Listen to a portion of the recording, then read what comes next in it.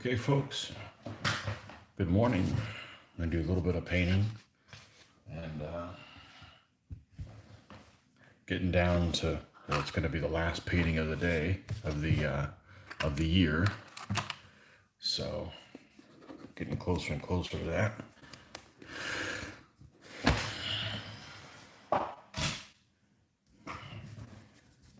And set ourselves up here. Do a little bit of housekeeping here, getting things back in order yesterday, so get some things out of, get things a little bit more organized.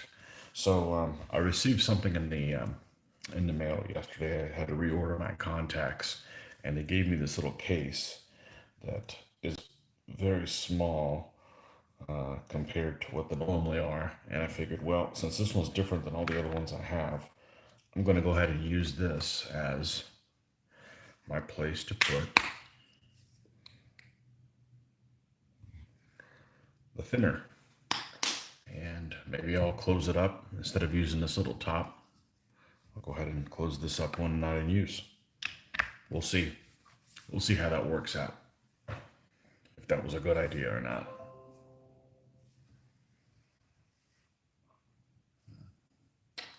And there's my hint to turn the volume down on my computer. Okay, perfect. All right, let's take a look here in brushes and pull out some usual suspects here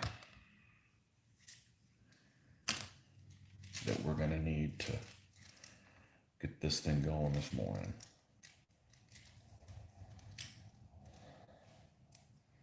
Not sure how much we're gonna be able to get to do today. It is Christmas Eve, so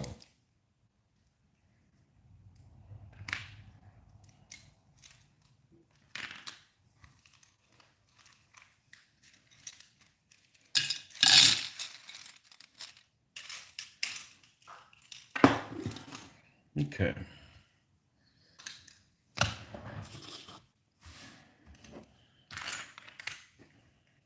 I don't suspect we'll have a lot of watchers today, unless you're tired of your family already.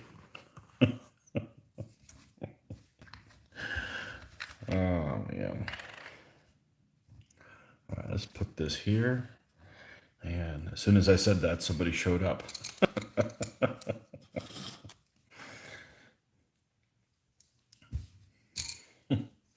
All right, what did we leave off on yet last time? All right, we've got a shield we're going to work on. And yeah, we don't have that much left on this dude. I know we've got one guy left, and then we'll be done. This is the last guy here. We'll be done with these deep nights. Okay.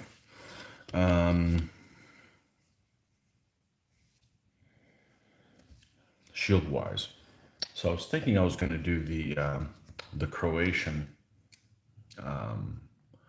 shield thing, which is 3 lion heads on that. Good morning, John.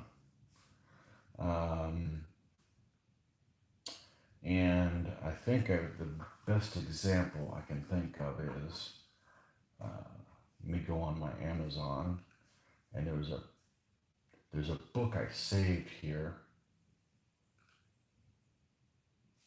Let's see. And I think there's a image here of,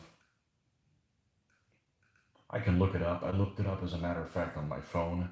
The problem is that I like the style this one's done in.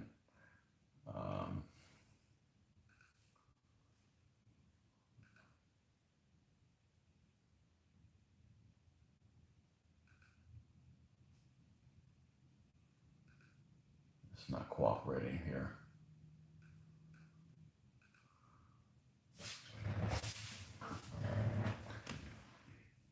It's just 3 lion heads. And so that's what we're going to go with. And if I don't like it, I can always redo it. You know, we're going to grab the same blue. I believe that's the same blue that we used. Let's bring it over here. It's close enough, either way. Do you still have black? We do. All right. Let's let's get it on here. So we're just going to cover the whole thing in an overall blue. And let's get this, which is similar to this cutting board color, I guess. It's similar to this. And let's make sure this is up and this is up and okay.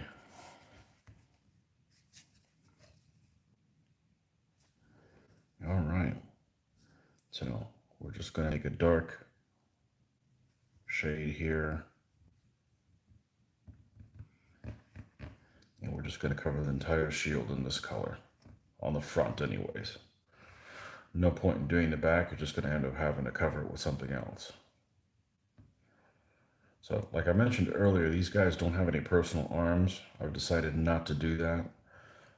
These are mercenaries, so this guy's just carrying the coat of arms for Dalmatia, which is 3 lion heads. And that's what we're going to put on here.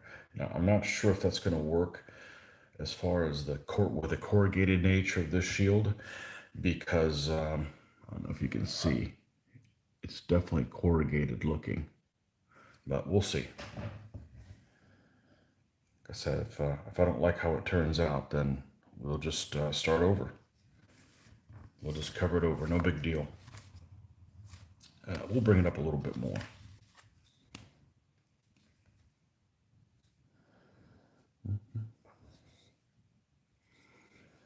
Yeah. Those of you guys that aren't aware and are watching this, I uploaded another video last night that we shot on Monday. That is probably the last video, gameplay video for the year. I know it is, as a matter of fact, because even though I am not working anymore the rest of the year, can't wait till I can say that in January.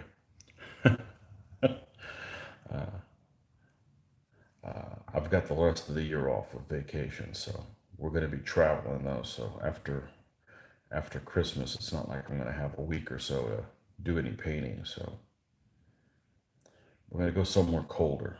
That's the intent, anyways. So maybe we'll get to see some snow. Who knows? We will see. Okay, now let's get something a little bit more precise to do these little heads on. This should be fine. Okay, and all they are is kind of like a stylized lion head. It's not incredibly, doesn't need to be incredibly detailed. I don't know why this thing's giving me fits. So I got this picture over here, okay? And it's this right here on his shield. And for some reason, I can't blow it up any bigger. I know I was able to before. Oh well. So it goes. Actually, I think this guy might actually have another book. He does. The Army of King Matthias. Maybe there's a picture in there of the shield.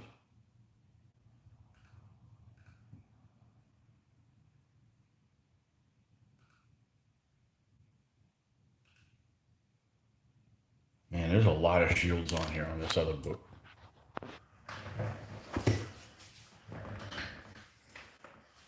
Of course, I can't make out exactly who this is. Baronial families, 15th century. Okay. Yeah, this guy's just a mercenary, so we don't want to put any personal stuff on him. We can use this stuff when we do the other knights that are not deep.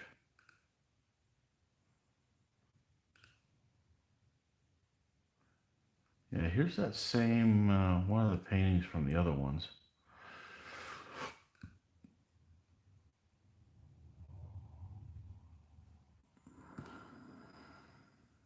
Hey, look, some more wagons.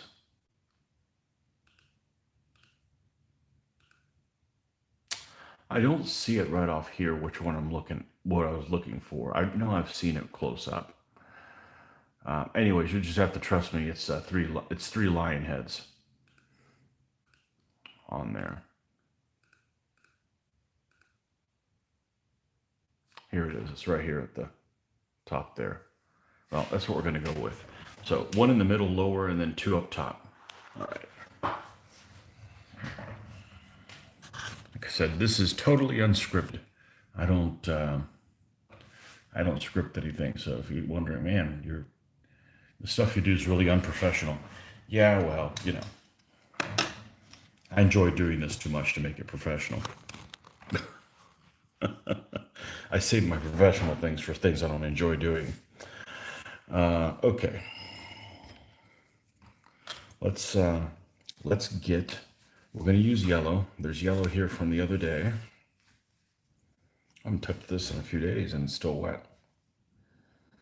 Using the palette here.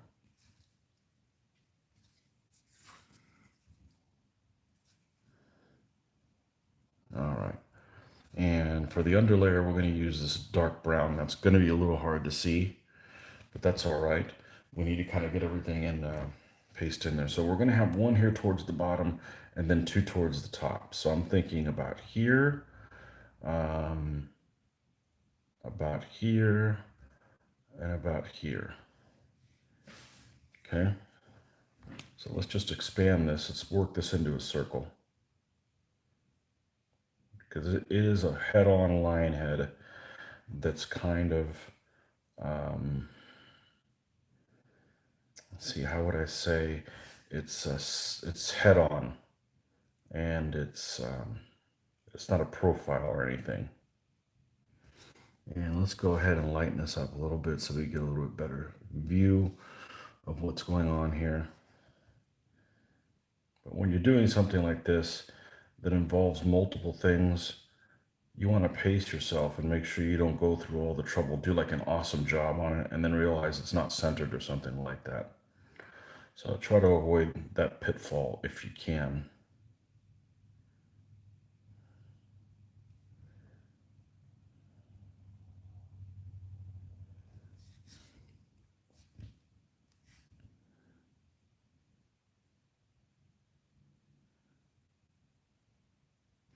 And we need some air circulation.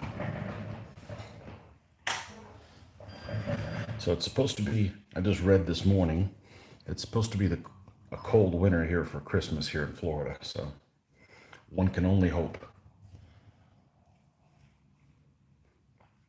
Although we're only going to be here through the 26th, and then we're going to skedaddle. So at least that's the plan.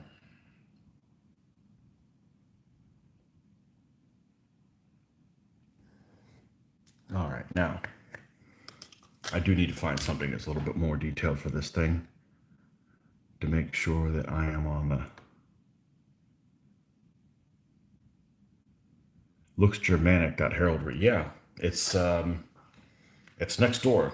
It's Hungary. A lot of this stuff is very similar. Oh, here it is. It's a little bit darker blue. Here you go. That's what we're looking for. That's what we're aiming for. So the stuff I've seen is not very typical lion. It's almost like human with little crowns. So that's what we're going to go with. Okay. Yeah, there's a lot of similarities in the German stuff. Definitely. They're right next door. And as a matter of fact, this guy Matthias Vignati ended up taking over Vienna for a couple of years. He successfully attacked the Holy Roman Empire and held sway over it for, at least for a V. I haven't really read into the history. I guess I can at some point, but I've just been kind of hitting the ground running. It's kind of unusual. I usually read up more on the history, but this time I've just kind of like, we'll get to that later. We're going to put some things on here, maybe looks a little bit like a crown. This is just the underlayer. Now we're going to start adding this yellow. I'm going to take this yellow here. which doesn't cover worth a damn, but it's doesn't really matter because I'm going to end up having lots of different layers of this stuff on there anyways. All right, let's figure out how we're going to break this face up. So let's start off by making a nose on here. And we want to keep something simple that you're going to be able to reproduce equivalently over 3 of the heads. That's one thing you're going to do if you're doing something like a fleur-de-lis or anything like that. Let me see if I can get this a little closer. I don't know if I can. This is, you know what I'm going to do? I'm going to disconnect this, and we're going to move this a little closer to me. And let's see if that's the trick. Come on. You can do it. You can do it. Okay.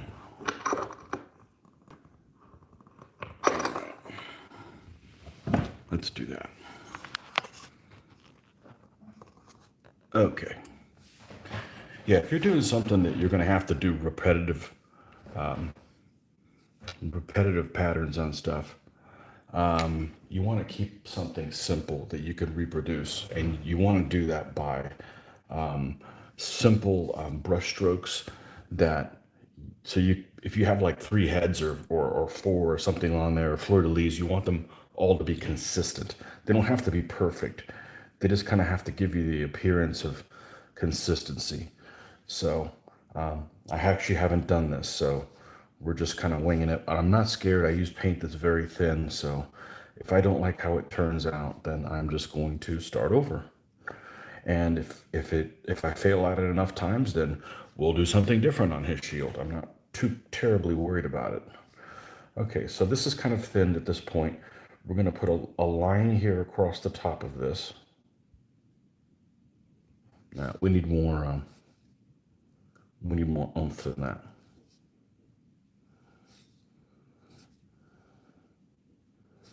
We're going to put a line across the top of it, and that's going to be the base of the crown.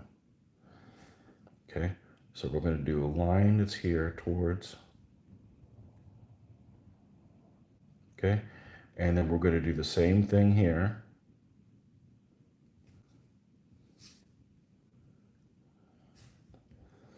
And we're going to do the same thing here.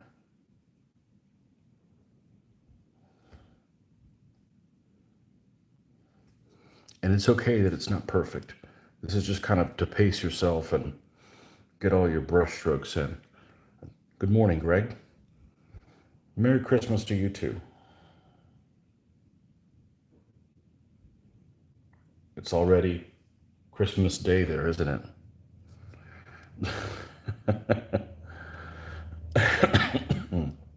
In the land of Oz. Okay, so now we've got, I'll be honest with you, I don't know if this is going to work, but this is just my first inclination. So we've got 3 little brown dots with a single line on top. Okay. Now below that, we're going to put another line that's exactly the same. Leaving a tiny little bit of brown between them. That's going to be the gap between the crown and the actual head of the lion.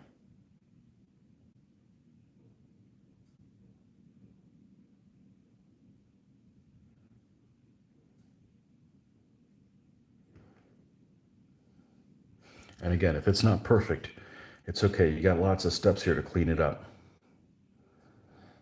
Okay, and then I'm going to take a vertical line on that. How far does it go down? About halfway down the face. Right. All right, let's add some white in here for coverage. There we go.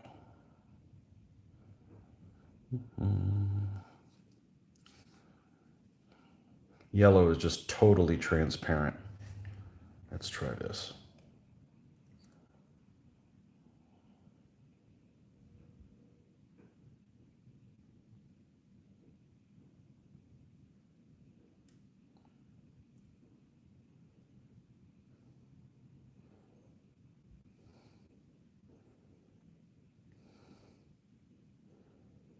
Okay, now we're going to do that vertical line.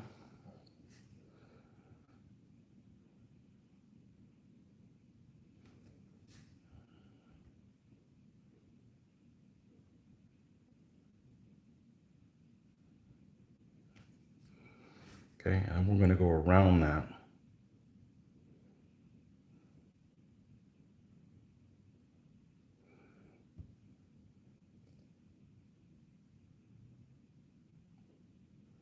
And I'll show you what that looks.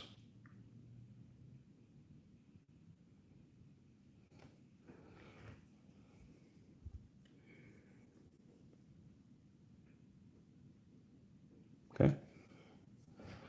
Now we're going to take the same color and let's see what kind of details on a crown. Looks like not a whole lot. All right, so we're going to come back to it. I want to keep it simple because you want to be able to reproduce it. We have a center point. Is it taller than the other ones? It is. Okay, so the center is just a tiny little bit taller. So we're going to come in here. Come on.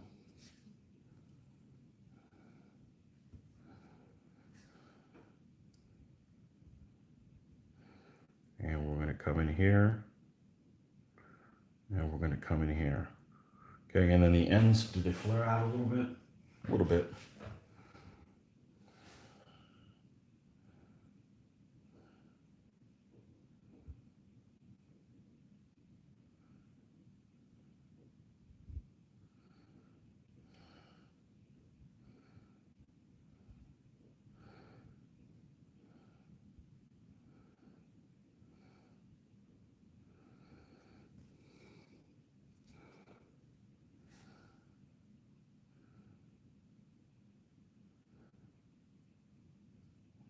Just find something easy, you reproduce it, break it down into simple patterns, simple brush strokes,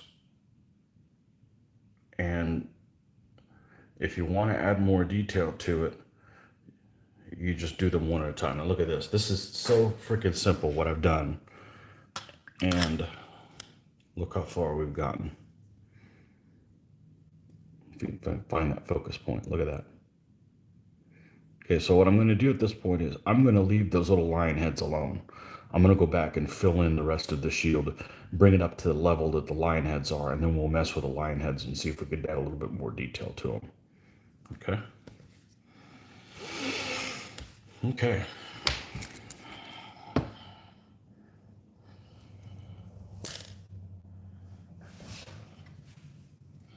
It's just a lot easier to do that than to try to paint something all yellow and then go in and add the details with the brown. It's just easier. Just do the brown and just build it up. Paint the shadows and then highlight from there. Okay. Let's we left the blue over here.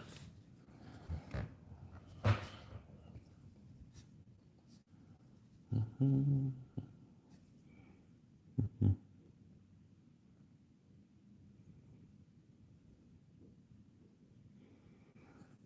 10:30 p.m. Christmas Eve.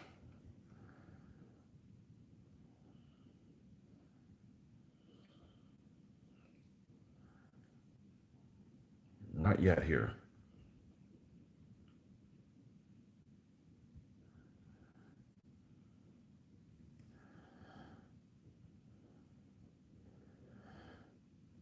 Just going to avoid, going to leave a little bit of dark space around each one of these.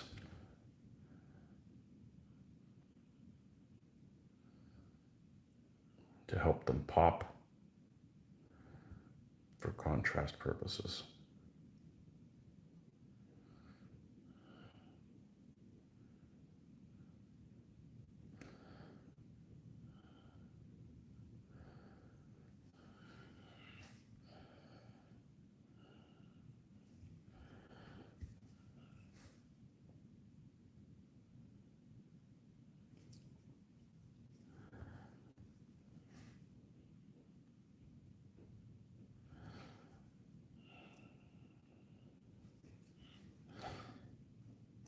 Yeah, can't tell much right now. We're going to build it up slowly. Now, let's take a little bit of, okay, that's going to be a light, color if we do it there. Let's add a little bit more of the core color before we start adding the white. Okay.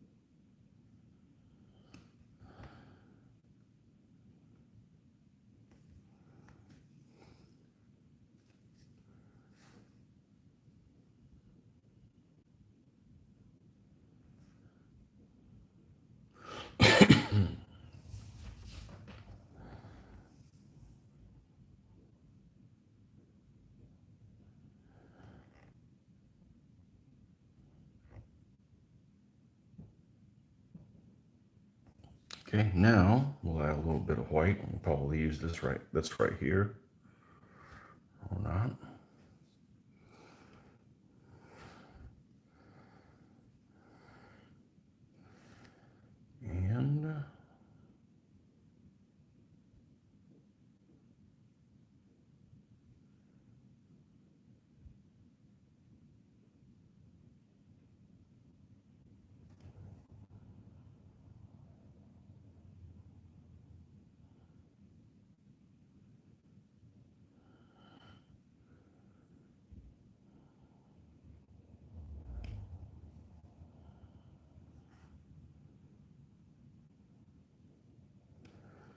And of course, once you add the sealant, the varnishing is used to calling it. Lots of people are calling it that.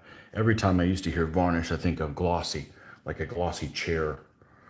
And you don't want, well, I don't want my figures to be glossy. It detracts from the look, in my opinion. But I still do call it varnishing. That stage makes everything look so much better. It brings everything very similar. And let's add a little bit more white on here.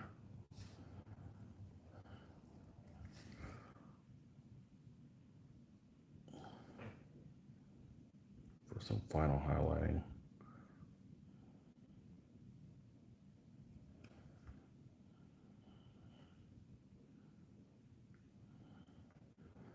And then we'll look and see if the lion heads need any more detail to that. I'm not sure they do. It actually ended up becoming a hell of a lot more painless than I thought it was going to be.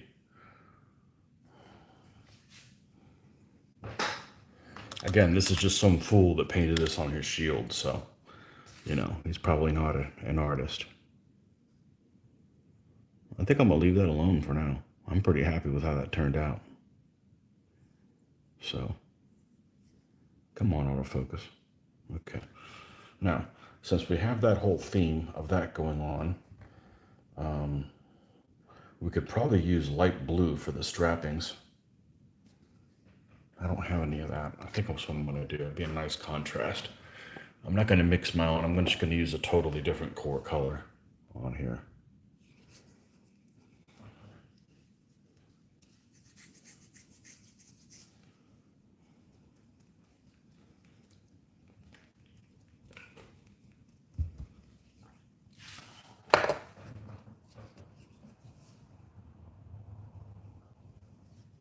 Okay. We're going to have to get the old pen vise. Some of these colors are a lot more susceptible to getting stuck in there than others. Doesn't take much.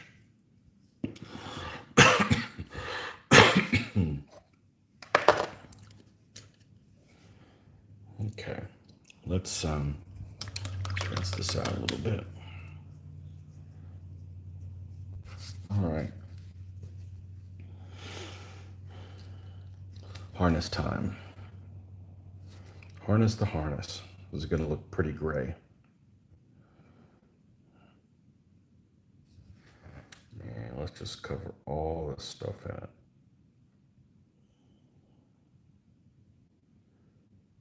Harnessing the power of the harness.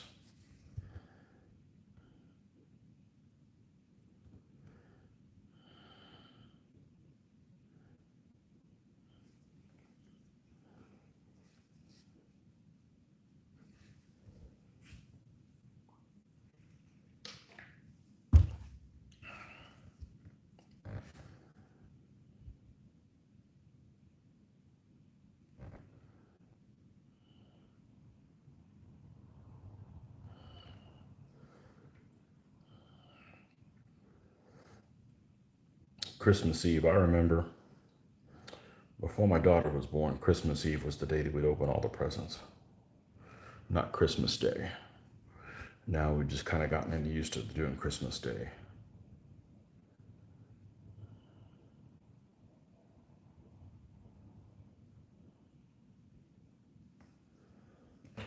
Maybe we'll do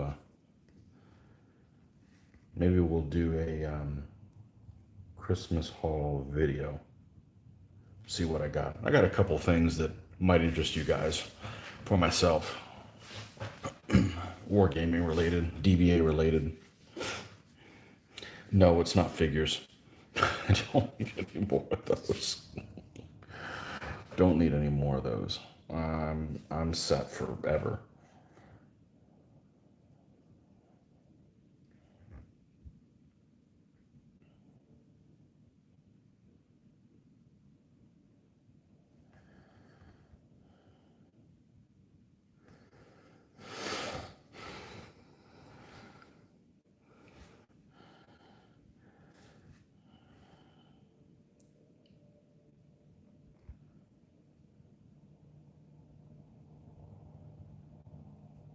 And I thought I was going to get something on a Steam sale from, video games from Steam, but I don't think I am. I've got enough. I got enough going on. I got enough going on. I got that Rome Total War 2 that I picked up about a month ago that was on sale big time for like $15. And I've been playing that very little, but some, so I don't need something else that's gonna pull me away from doing this.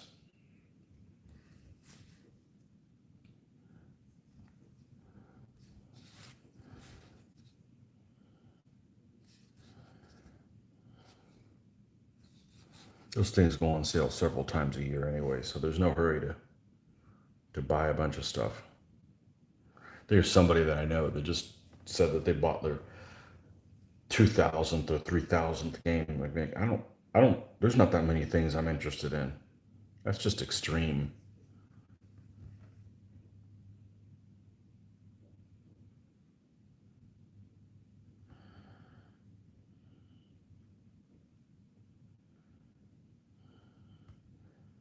More is not better. For me, anyways.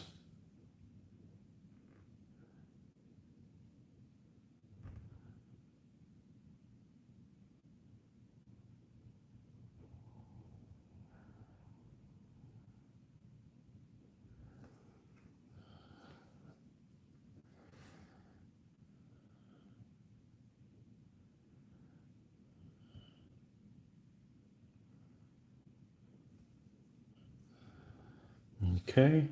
And let's add some more of this and bring this up to where it needs to be.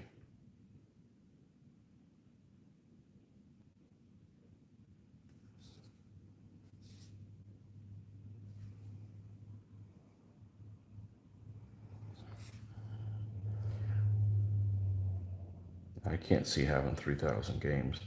Also, with my home internet being is what it is, I'd hate to have to do all those downloads. That's just painful.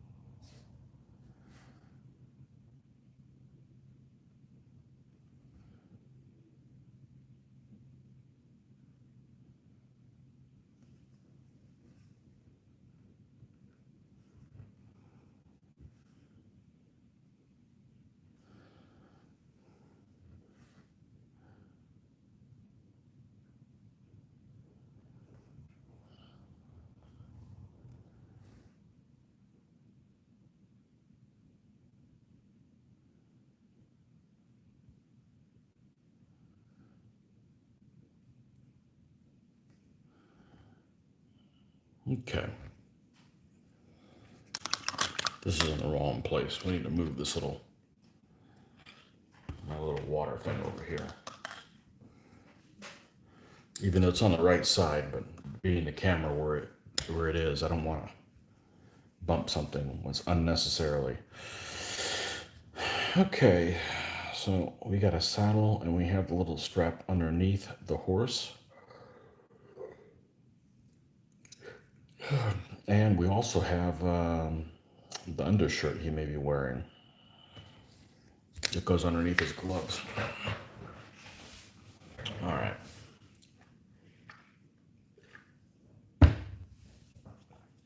Need more coffee. Okay.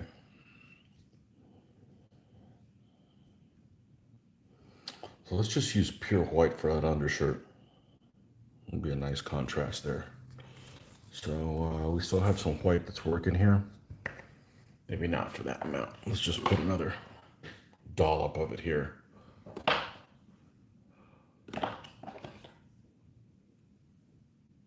Jeez. If I could find it.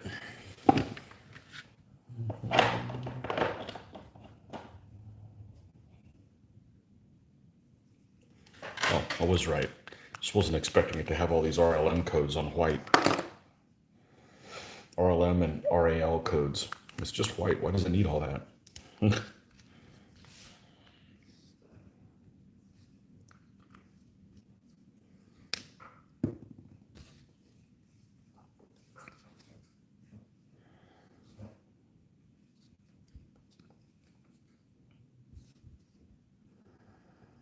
For some reason, white dries out faster than black.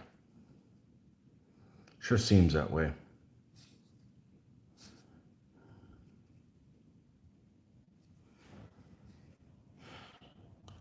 And they go put out at the same time.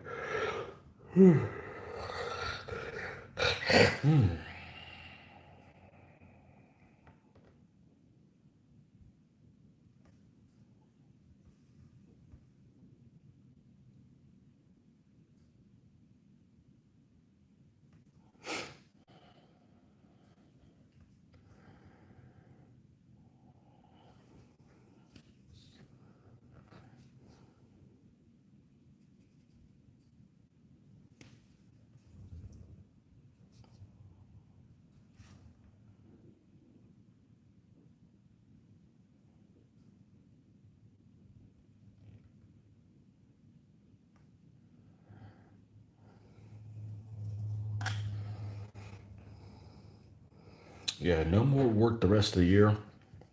I can't wait till I can say that for real. And unfortunately, we're about 2 decades away from that, or so. I'm not going to be one of those people that I'm going to miss going to work. I've got plenty of hobbies to keep me busy.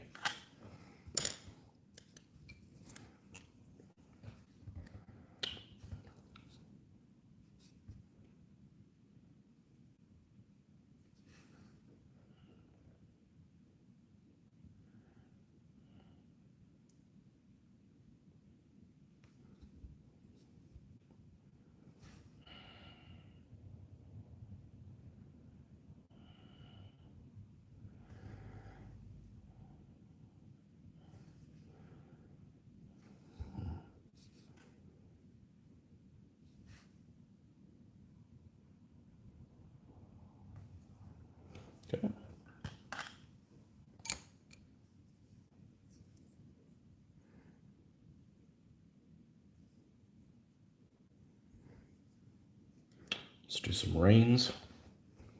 We'll do these. This brown was still alive, yeah. We can use this one right here.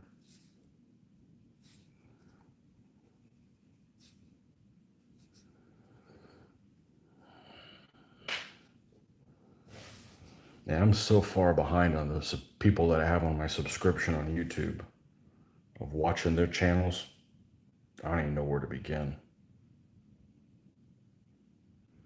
I got one I got one channel I watch. I haven't seen it in a long time. And I know I've mentioned this before, and it's diecast racing.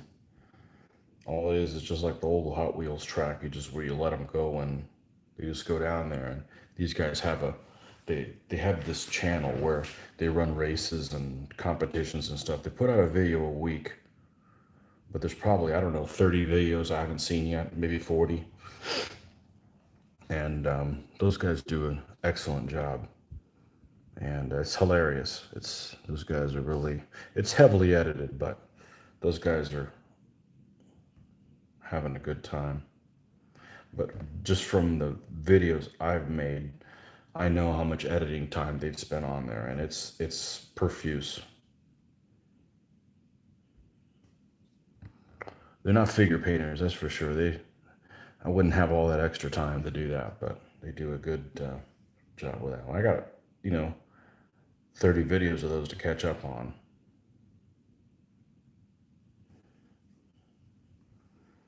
I don't know when the heck I'm going to do that.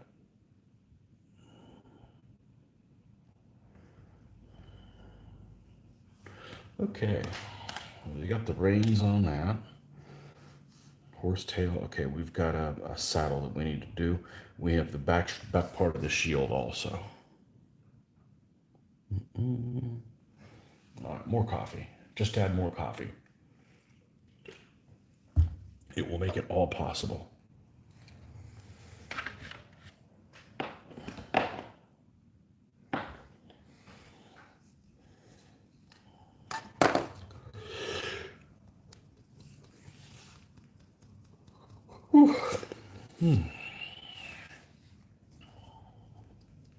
I actually got up at 4 o'clock this morning and couldn't go back to sleep. So today may be a day for a nap.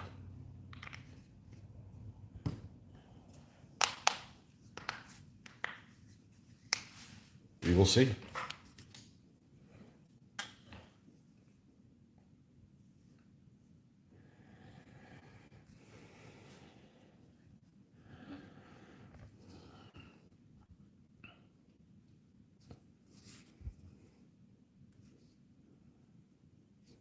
We'll see what the high is today. If it's going to be a cold day, I want to spend some time outside.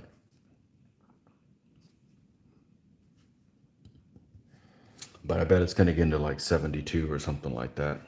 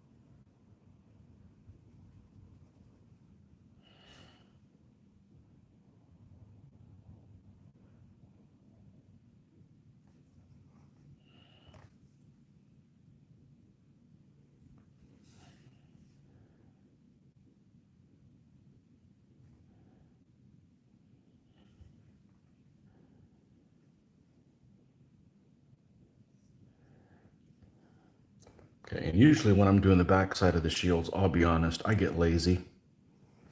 So I may take some kind of half-made color like this and just come in here and just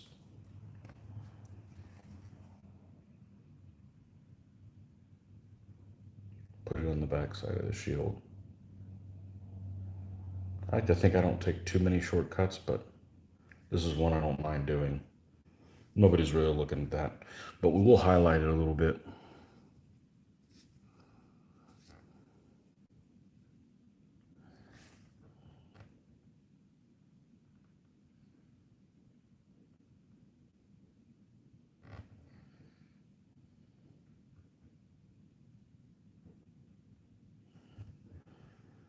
Okay, just something simple like that.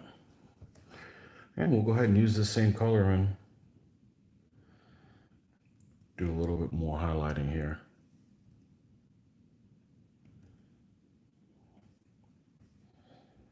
Well, put everybody to sleep. Well, I knew it wasn't going to be a good showing today. I do this I do this for myself, so it's just to keep myself on track. If you guys happen to find a use in it, that's just an extra bonus.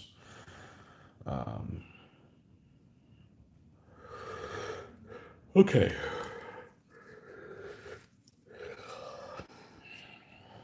This little spot there glaring at me. All right, so we need to.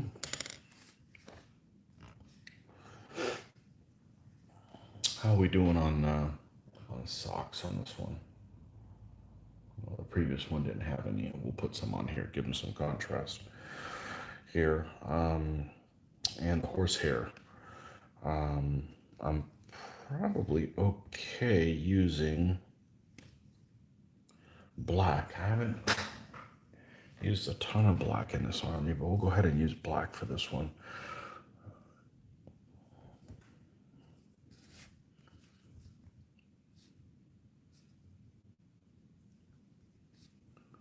Or start with black and then highlight from there.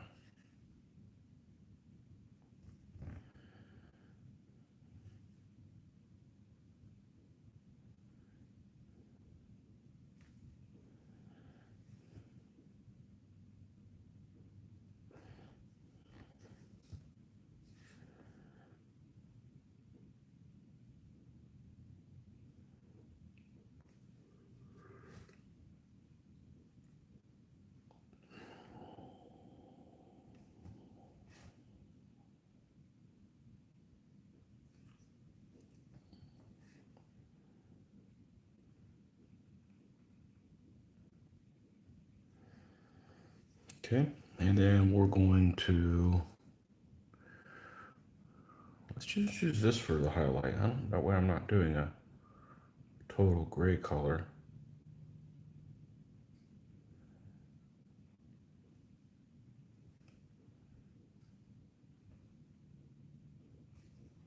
I know the first army I ever painted, I believe the horses' manes on all the horses are all black.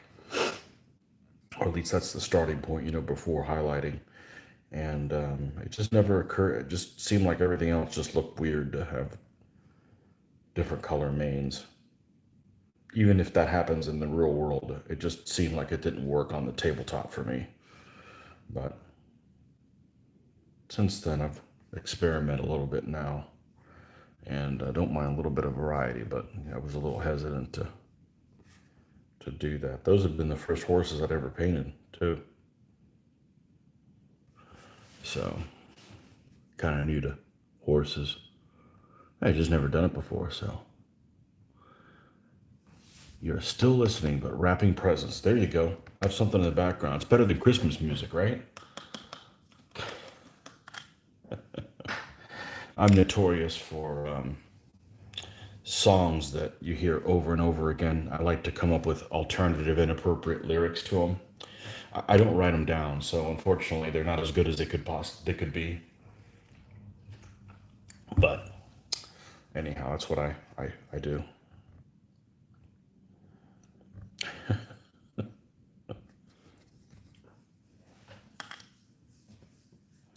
I like the Christmas music that has no lyrics. I find that it's not necessarily the tunes that that drive me up the wall, but the lyrics sometimes. And I don't really hear lyrics anyways. And I've heard, song you've heard 200, 300 times, maybe more. It's like enough. So I don't know. It didn't seem like I heard that much Christmas music this year. But then again, I didn't really spend much time in stores. They don't play the Christmas music when you're shopping on Amazon. So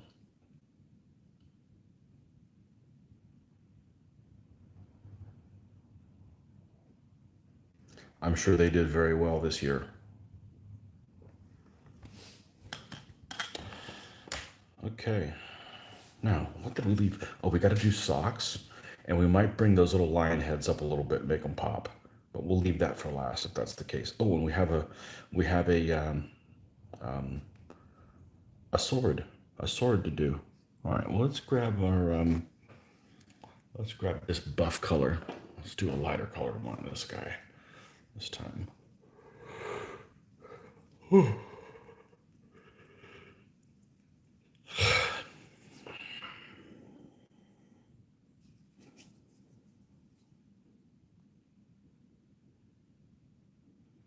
Try Kevin Bloody Wilson, especially give her one for Christmas, an Australian classic. All right, I got my notepad here. I'll listen to it by myself though, because you never know.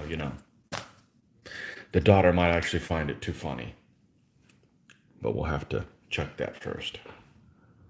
Kevin Bloody Wilson. Kevin Bloody Wilson, as opposed to Bloody Kevin Wilson. Give her one for Christmas. Well, we know what that's all about.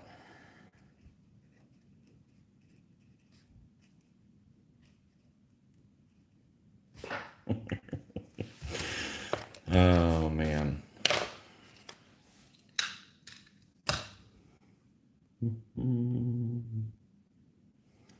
All right.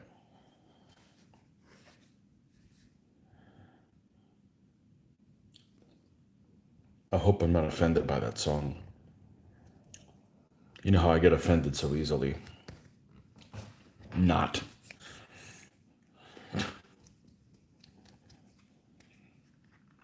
I do get offended, but it's by somebody calling me a liar or something like that. You know, not by just people speaking their mind.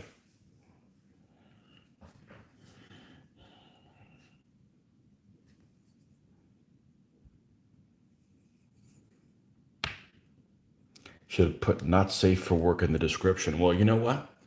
There's no work for a couple weeks now, so about time. This year is long overdue.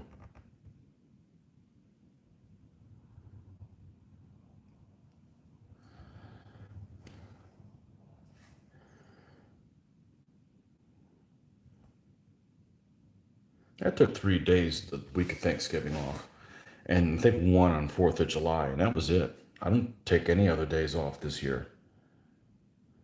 I canceled the December one. Yeah, we're supposed to do lots of things this year, but that goes for everybody else as well. So now we know what kind of stuff to expect in 2021. So we're not going to get caught unawares. We'll just we'll have to use a day here and a day there, and not save them from some big hurrah. So that's all right. Fool me once.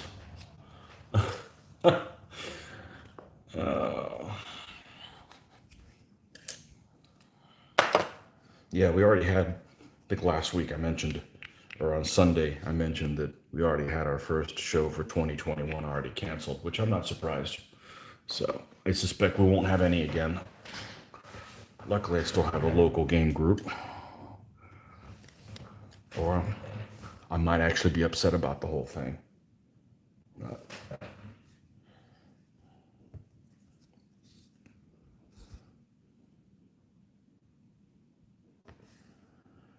We'll go back to going to conventions when they feel like having them again.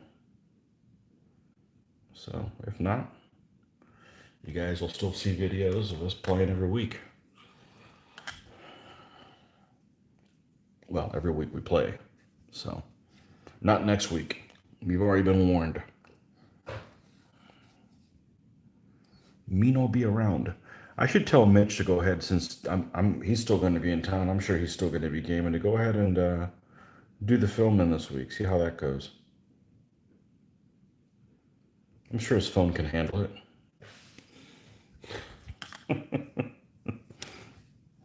Yeah, that's my way of saying there's not going to be any filming.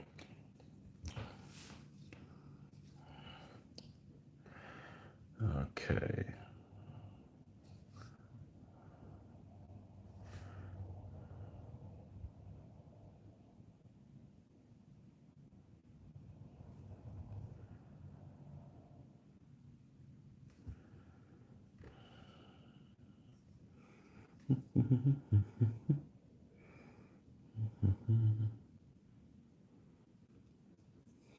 Good morning, John Peter.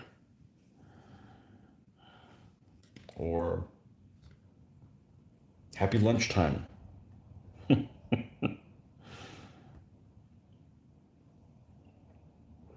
Words you don't use. You know, there's a word I don't use ever.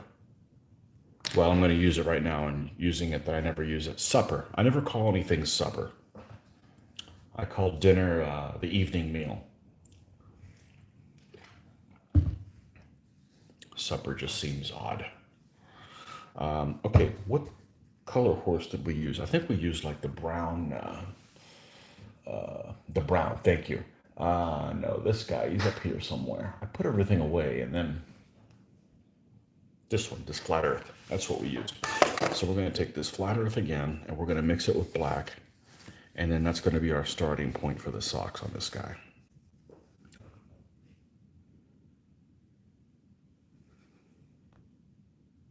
You're absolutely right there.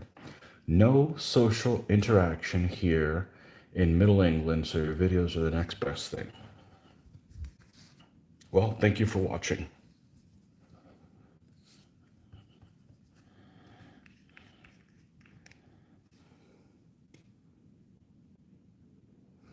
I got on a whim and started looking something up the other day, and it may have been after watching something that was English. And I went and looked up, and I'm like, why does that word you just used have a bad connotation in England? Bloody. And I'm not sure I got really an answer. Although I was surprised to find out a couple of other words have reverse meanings here and there. You know, what is it? Two countries divided by a common language. So I'm not sure I got an answer on that, but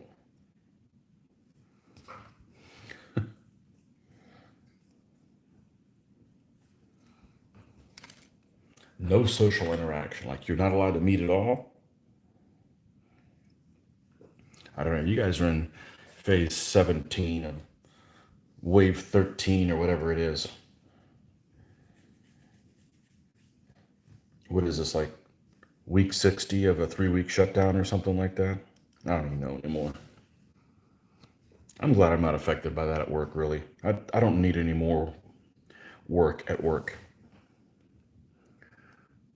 It's difficult enough to do things already as it is there. So I already got to wear a bunch of PPE that I don't really need just because. So I forget that thing's going on, thankfully. And then go somewhere after work and wonder why they're closed at 8 o'clock in the evening.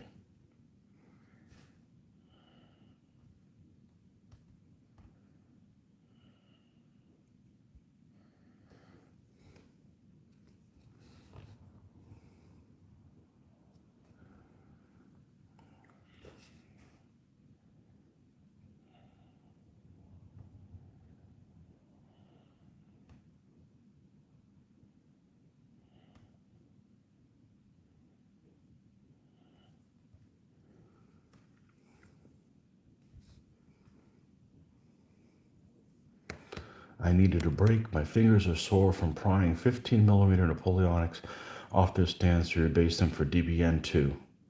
That's about it. No meeting with folk not in your household or support bubble. Well, gamers are my support bubble.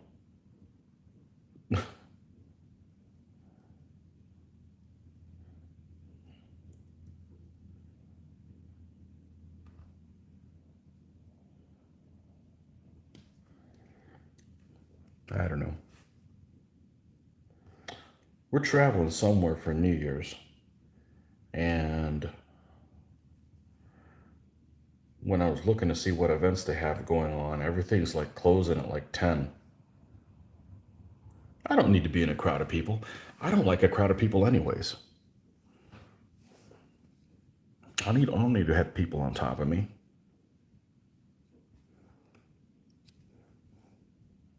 Like I've been to a few concerts, before, not this year.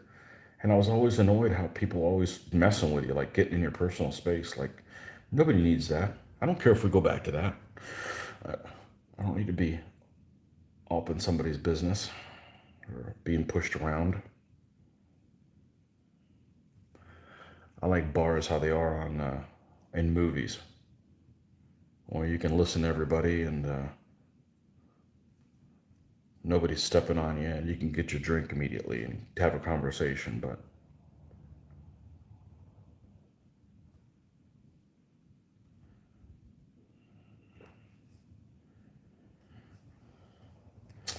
okay, let's add some more of this white. Get him up to speed.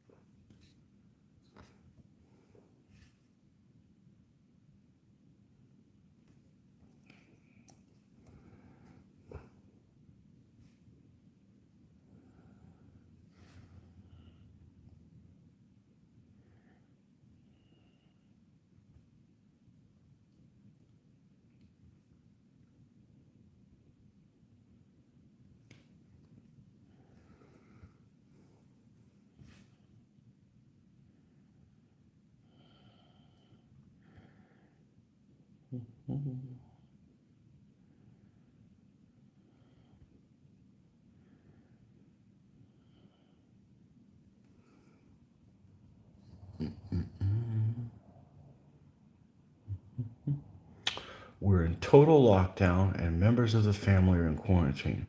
My granddaughter caught COVID in kindergarten. That was 2 weeks ago. She seems fine. Yeah, I bet we've all been exposed to it. In the last couple days, I've felt something that's kind of in my throat a little bit, but it's also, I work at a very dusty place, so it could just be that. And there's a lot of pollen here, so I think we've all been exposed to it. I'm certainly not worried about it. I wouldn't mind being 2 weeks at home. But, well, not now. I got my 2 weeks of doing whatever the hell I want. So, but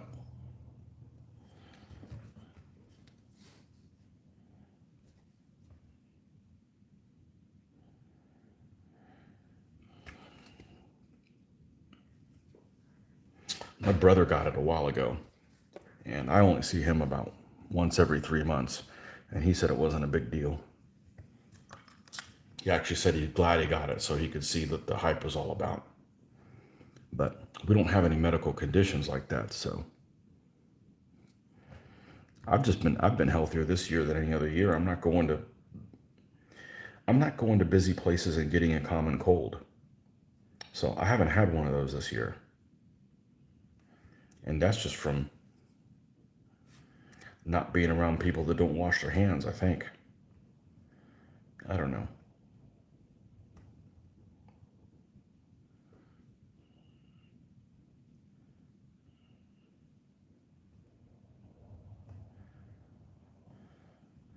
I don't really think about it very much, fortunately. Or I might get upset about it because at what point do you say enough? Oh, I don't think it's gonna, unless the trends is the way I see continuing. I don't see it ending ever. There'll be somebody that'll be like, well, we got to wear a mask in public for the flu or everything else, and well, I'm just going to keep to myself then.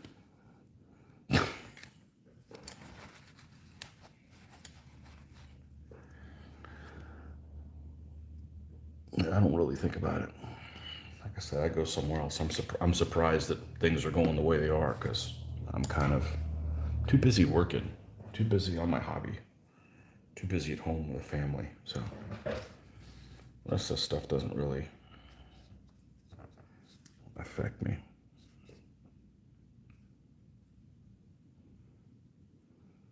Mitch works as a butcher, so he's going to have to wear a face mask the rest of his life until he retires. Guaranteed. I asked him to bet me on it, he wouldn't.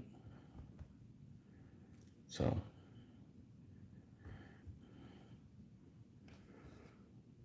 they could solve every disease, including cancer, and he's still going to have to wear a face mask his entire life. So people that work in the food service industry, you know,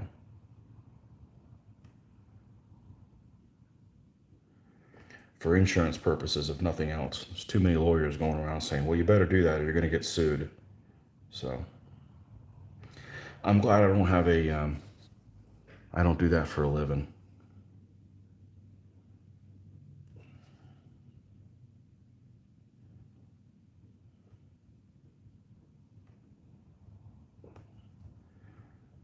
Tried to get him to bet me, he wouldn't bet me.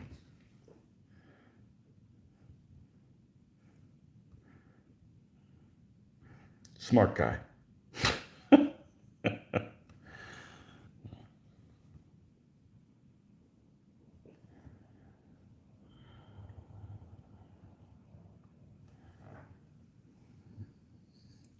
Okay.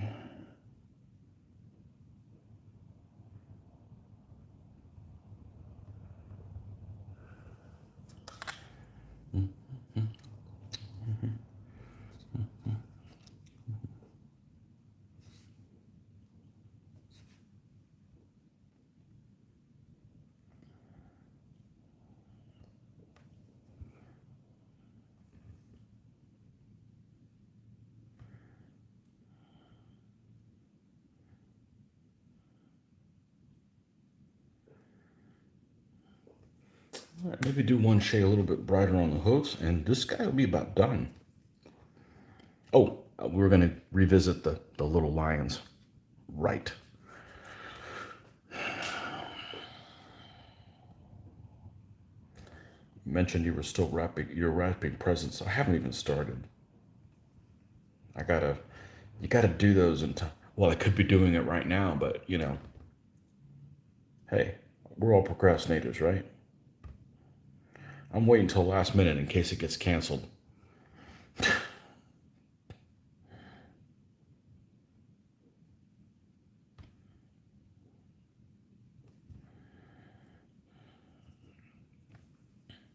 And I'm celebrating St. Patrick's Day next year, just so you know, with my Irish. Doesn't mean I'm going to go somewhere public. It just means we're going to celebrate St. Patrick's Day. Okay, this guy's done. We need to get these guys off the... Let's see if I can use one of these. This should work.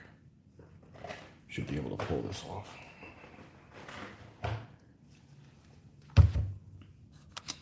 You need to put it on something that doesn't move, because just a little bouncing around from holding it in your hand is... Oh, we're going to revisit the shield. We could revisit later.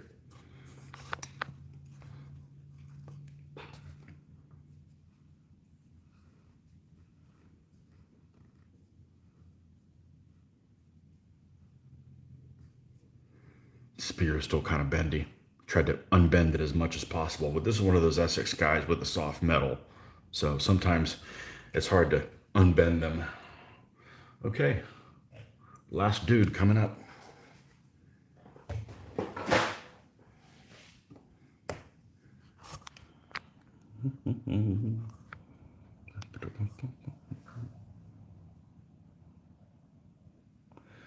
My wife has packed the presents and is now baking the turkey. We celebrate on the 24th.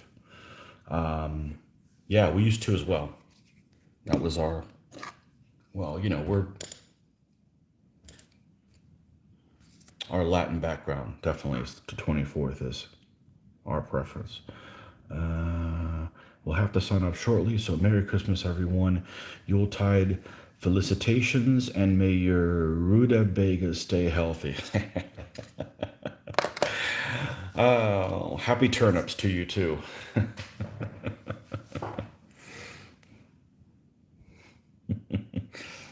I'm gonna have to make a video on why rutabagas. I don't know. That's actually Mitch's doing. He took it one step too far. The rutabagas. I use the turnips. The turnips came to me because I was watching. I was surfing around several years ago, and I came across a website, and I don't remember what this gentleman's name is. He's in the UK, and he does gaming in 28 millimeter, and he has a lot of Renaissance stuff. I think I know what his name is, but I don't want to blurt it out and be wrong. Anyways, he has a very intensive blog site where he posts pictures of all his games and stuff, and he has huge setups, and the stuff looks really nice. And I must have been searching about something about the Crusades at one point, and he has this scenario that he has this made up scenario, and then I believe the name of the scenario is the Parable of the Holy Turnip or something along the lines of that. Well, the premise is that it's around the time period of the First Crusade. The Crusaders find this field where they discover a turnip that's shaped like a cross, and and that was the whole thing. You know, in the early Crusades, they found anything that could possibly be something holy and just went ballistic on it, like they had to have this thing that was going to give them power or something like that. You know, like the the nail clippings of Saint Bernard or something like that, and they had to grab that and you know and bring that to battle so that it would give them some kind of power. Anyway, so the scenario is that there's this turnip that miraculously appears. It's the shape of a cross, and that's the objective. It's in this field. That was kind of the objective for his whole battle. So it kind of stuck with me with the holy turnip, and you know I started using that, and Mitch turned it into rutabaga, which you know I've never seen one in my whole life, but I think it's just another type of turnip with an uglier name. So so that's the rutabaga story. But he's slipping. I seem to be invoking the rutabaga before he is now. But now it's kind of taken on a life of its own, as you guys know. So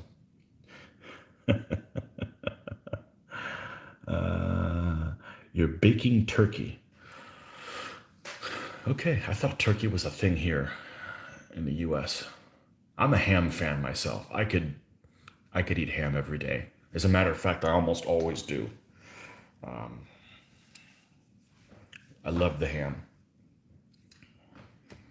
It's my meat of choice. I mean, I eat everything. I'm not scared of vegetables or anything like that, but meat of choice, definitely ham.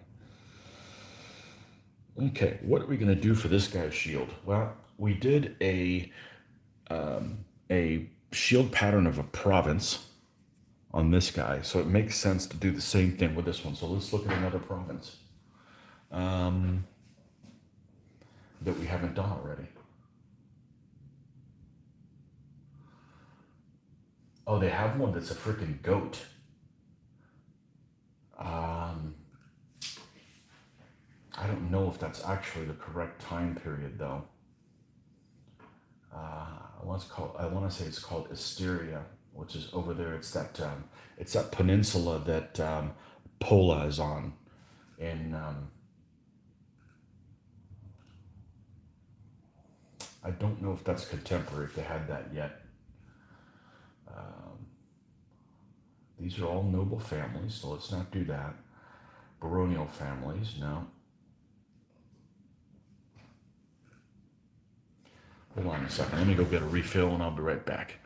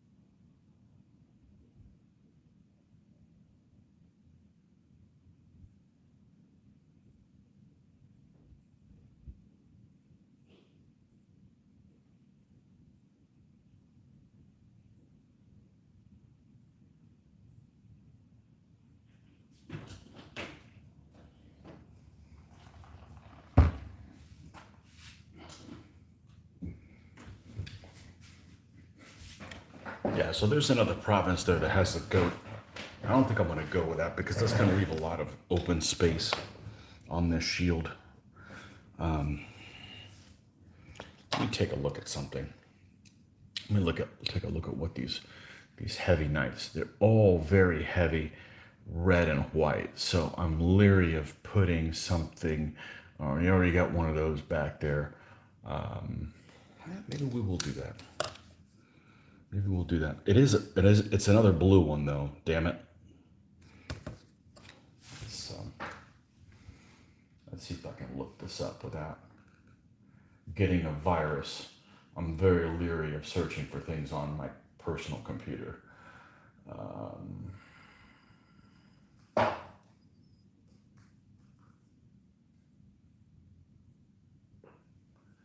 Istria, I believe is what it's called.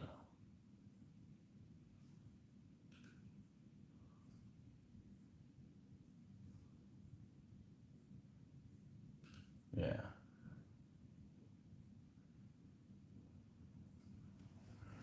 And it's this goat looking thing right here. I think that's what we're going to go with. Well, I'm not going to make him yellow. We're going to make him white. Okay, and we're going to use a different blue. Just for good measure. This one. All right, what did I miss? Oh boy. Nobody here eats rutabagas anymore. After World War II, that was about all you had to get, and people don't ever want to see them again. We do turkey because our Canadian roots, but it's not common in Germany. People will traditionally eat duck or sausages with scalloped potatoes. Oh, I like scalloped potatoes. Duck, not so much.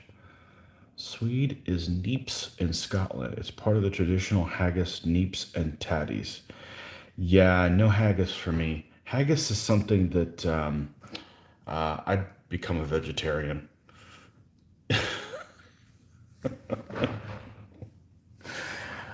No, no, thank you. You're on your own when it comes to haggis.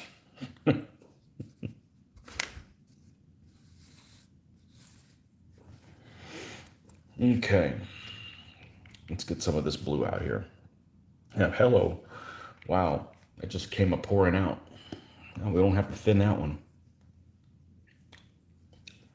Let's get a dark shade here of this. I don't know why I'm doing the shield first, but I'm doing the shield first. Neeps and tatties. That sounds like some inappropriate names for other things.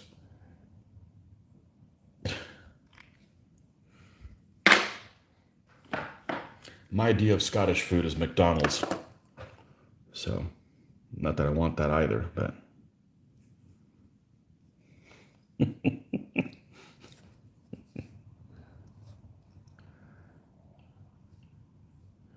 Let's do a dark shade here.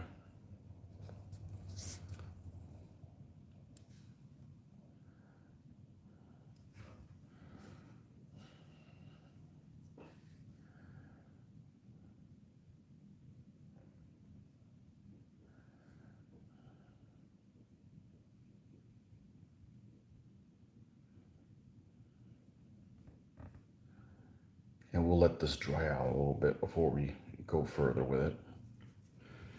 Could work on his face or something like that, which this guy's a very simple guy to do for face.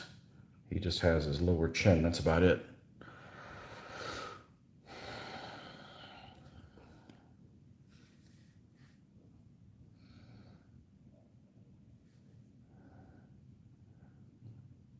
Yeah, weird meats makes me go want to be a vegetarian. Not a vegan, a vegetarian. I don't care if cows get molested or pleasured or whatever. You know, I'm not giving up on my cheese and butter. Thank you. Eggs. I got no problem with eggs.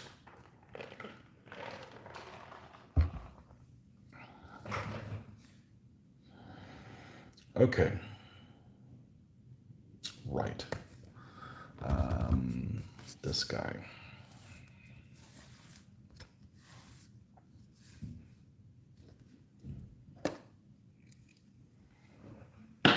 Let's see. Let's get the. We're gonna need this one. We're gonna get some. We're gonna need sunny skin tone.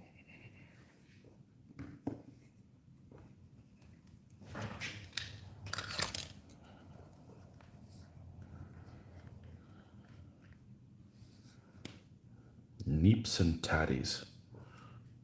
Get your neeps and tatties off the table. That's what it sounds like.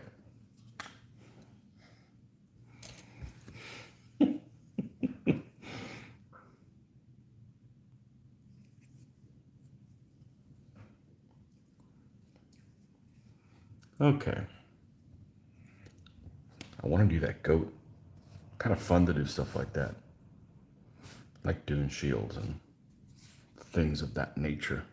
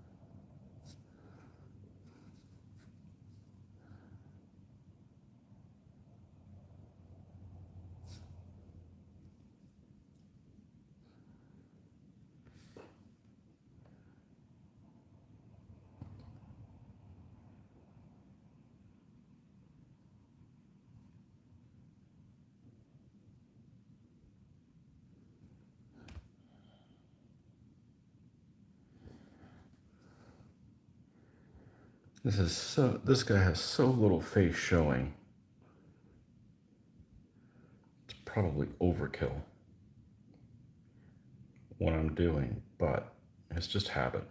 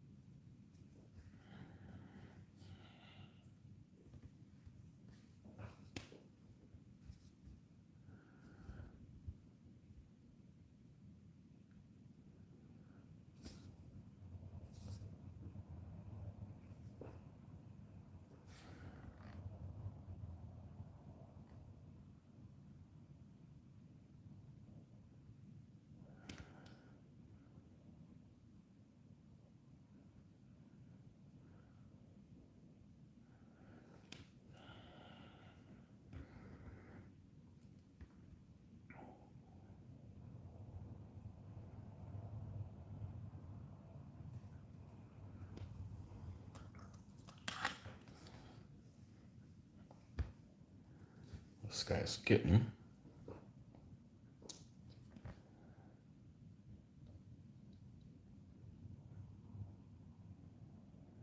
Yeah, I can't tell now. It looks like he was getting a little bit of a burr there. One little hair on the end that was wanting to go its own way.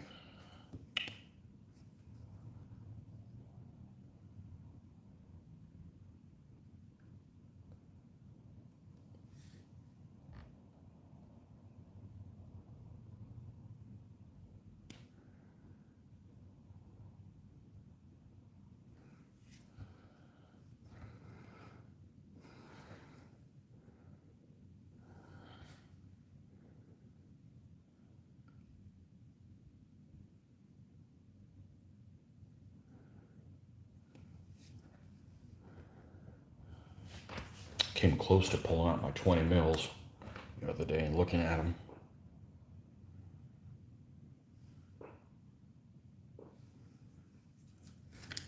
But I'm pretty sure I'm not gonna do any World War II gaming for in the future. That's okay. I've done plenty of it.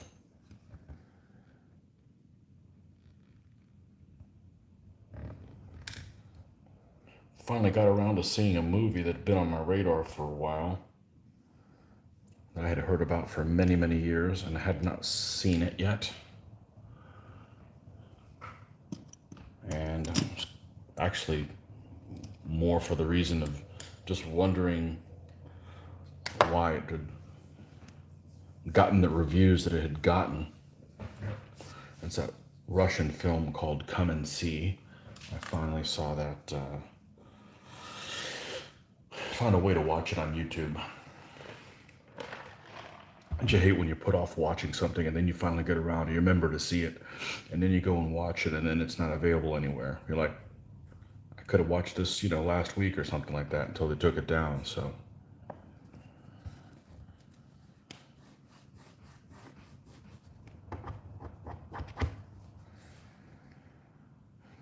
definitely not a film I'd want to see a second time. It was very, I didn't care for the surrealness of it, but, you know,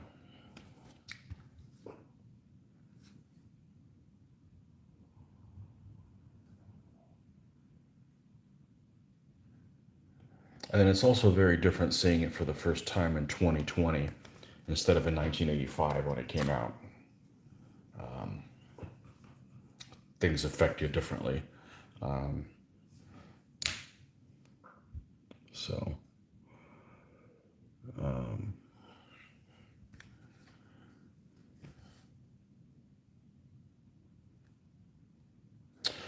okay. Bum, bum, bum, bum, bum, bum.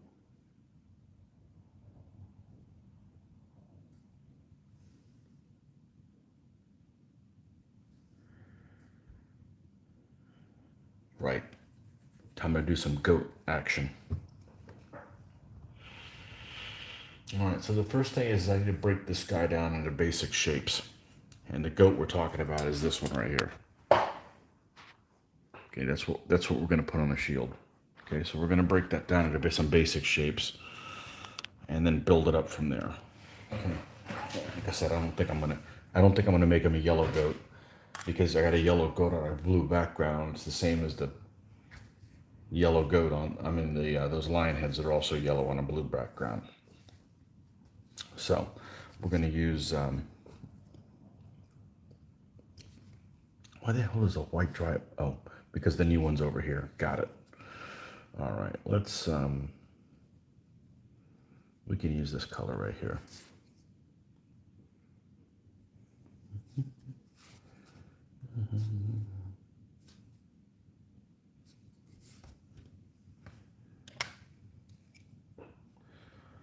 All right.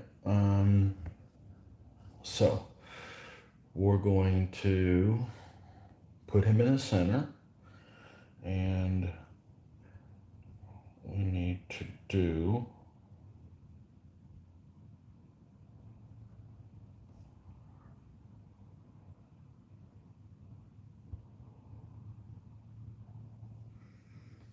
something like this. I'm trying to pace myself so I don't run out of space.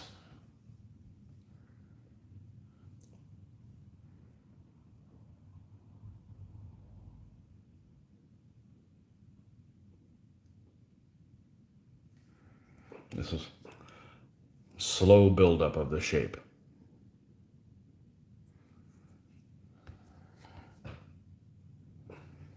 Got to get everything in the right place before you start adding detail and you realize he's not centered or what have you. I've done it before, so I know. I've done it wrong, and I didn't like how it felt. It's okay to make mistakes. Just don't make the same one again. That's just annoying.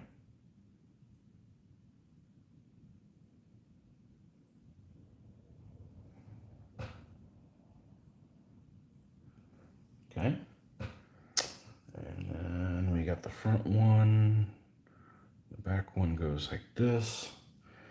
And the other back one goes like this. And he's got a little tail that curls up. And We'll do the horns later.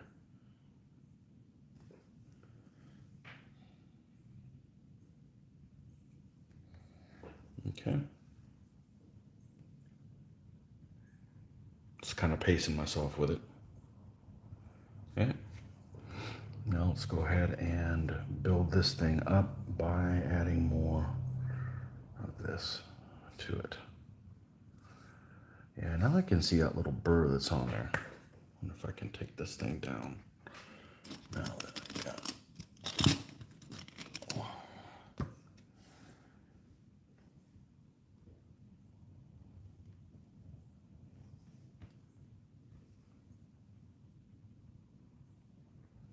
All right, disappeared again. Oh, maybe I got him.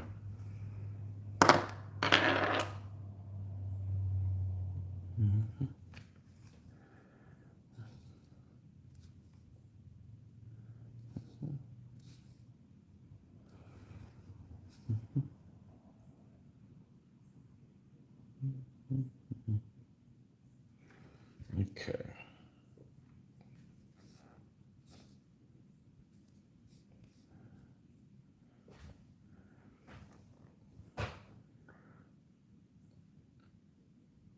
Usually if you're doing something like this, what works out better is almost do like a really light stippling.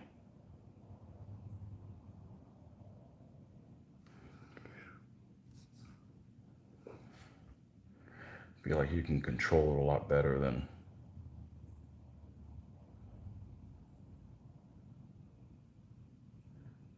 just trying to knock it out in one shot.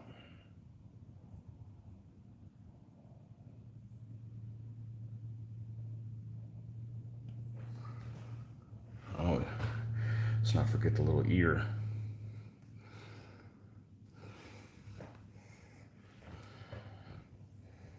Okay, and let's add a little bit more white to this.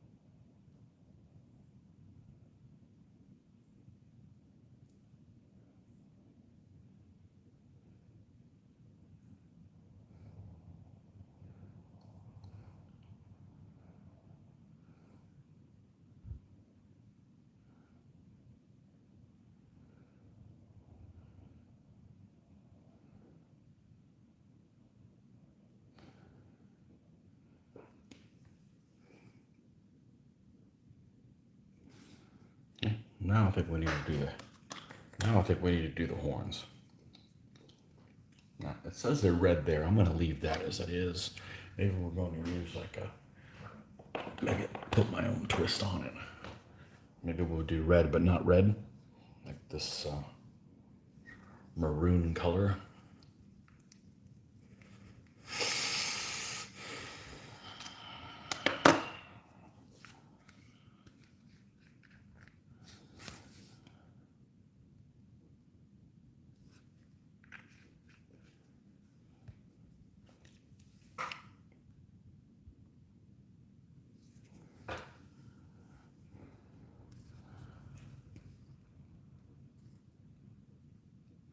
See what this, let's see how this behaves with white.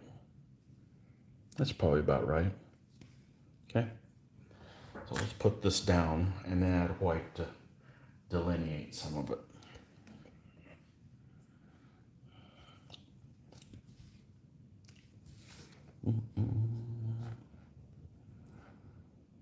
I don't know that I want to go any darker than this.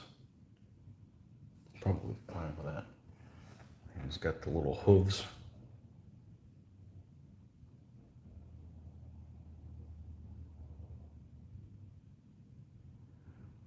Okay. And then one goes wavy across the back and all the way even to the tail.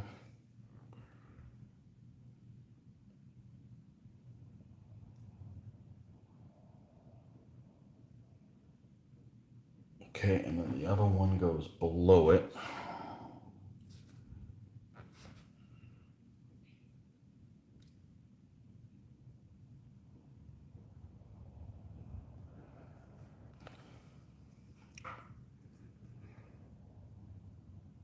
Okay, and we're going to build up from that. There's a visible eye. He does have a visible eye. Okay. Fair enough.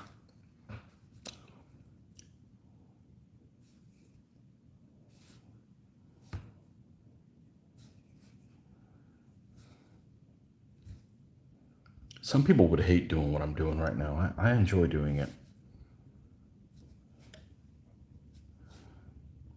It's your way of making something you're doing look unique. That's my damn goat.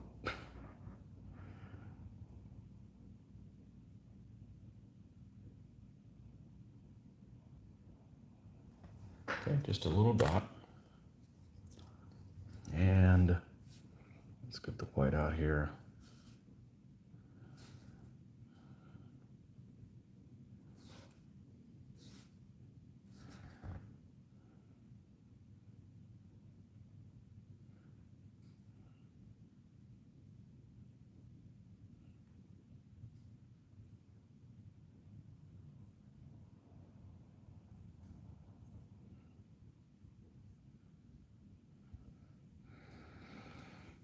All right, let's take some pure white.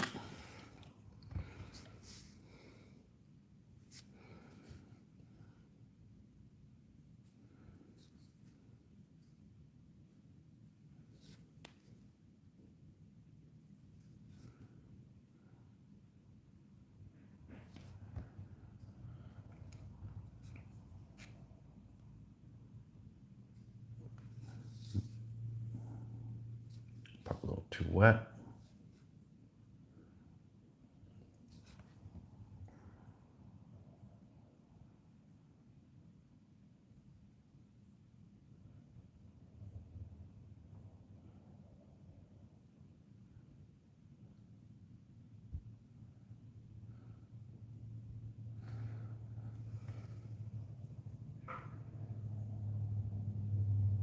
I'm pretty happy with that. Let's bring the blue up to speed and see where we go from there. Okay, let's bring the blue up. Now blue's over on the other side.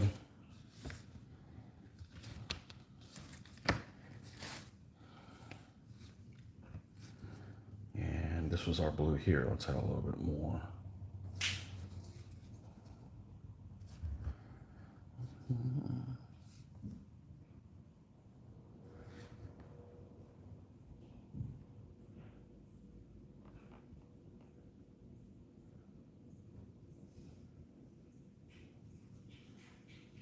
I'm going to use a brush that's a little bit smaller, thinner than I would normally be using for this, but I don't want to undo everything I did because I'm really happy with how it turned out, space-wise and everything. So.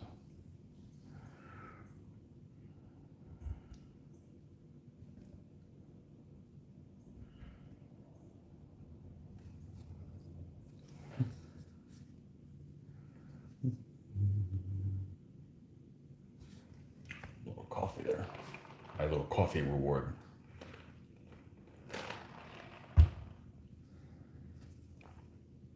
Yeah, I don't get to do stuff like this if I'm painting my World War II stuff, so. Most I get to do is some ranks on shoulder boards and things like that, but.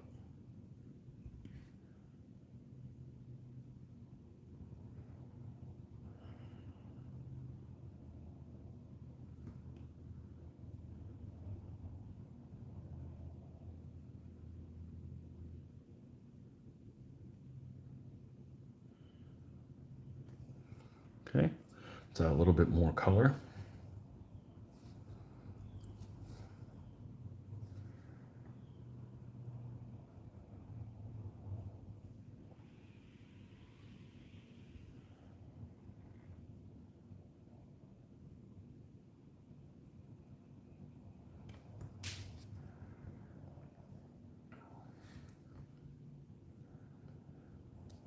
took over the office chair that my wife was using for her office. She kind of took down her office. She's not using it anymore.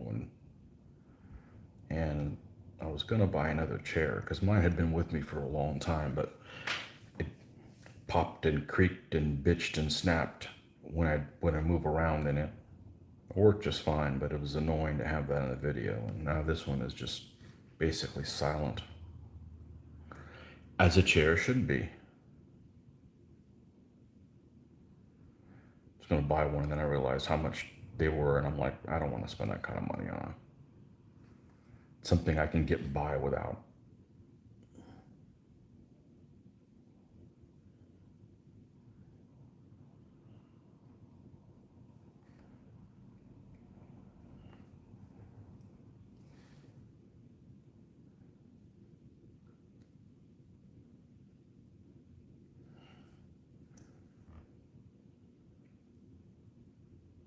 Okay, so have you guys take a look at this. Getting there. Getting there a little bit more.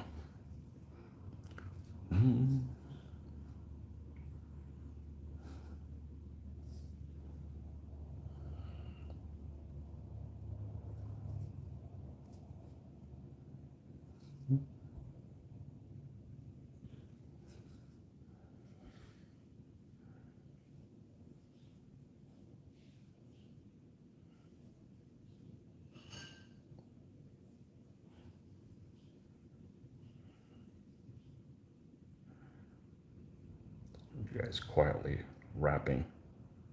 I'm sure there's other stuff I could listen to that I wouldn't have to look at directly all the time. But it seems like everything I get involved in on YouTube or something like that, I'm staring at it and I don't get anything else done. So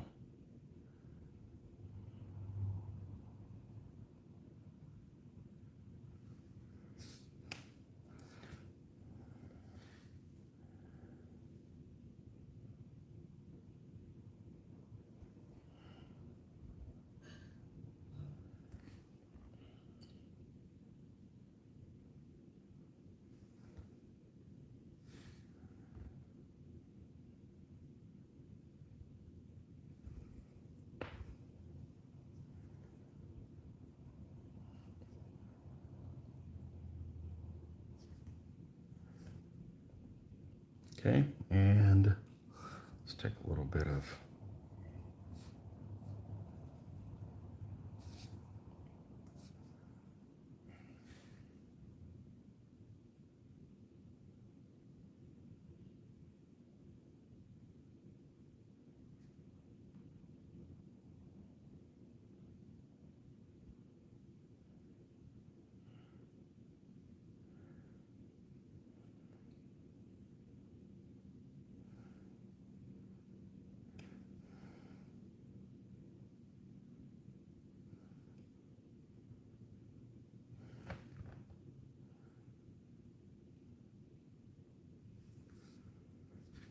I love this part where you're making things look like they're made of wood and they're really not.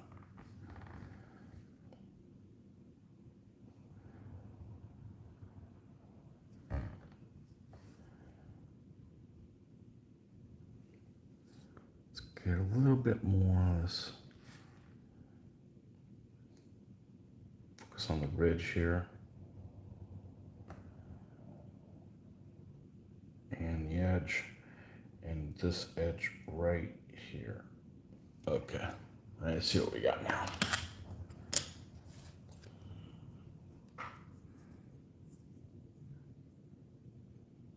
Yeah, I'm pretty freaking happy with that. I'm pretty freaking happy with that. That looks better than this guy's ever gonna fight. Yeah, I didn't want to do yellow.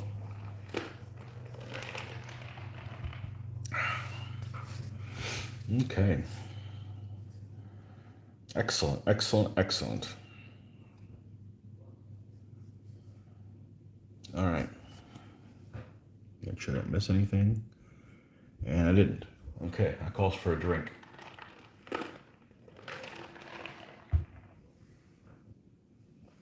Now, We have a little thing to go around his face. I think we've done some kind of off-white on all of them. I think we're gonna get that, keep that theme going.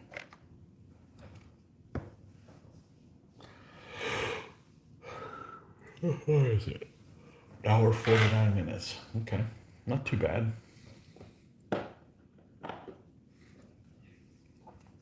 Not too bad, not too bad.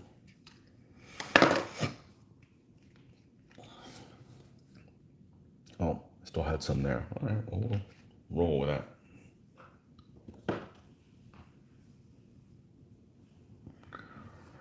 Roll with that little bit of paint there.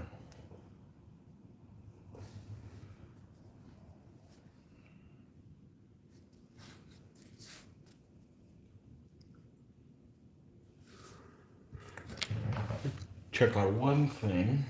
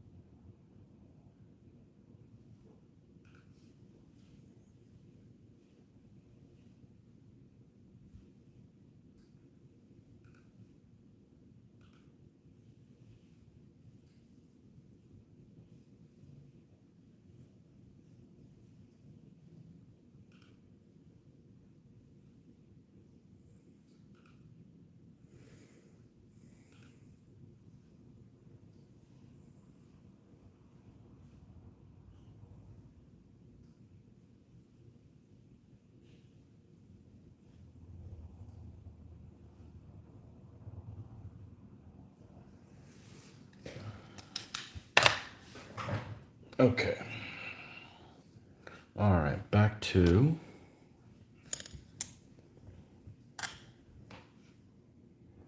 this.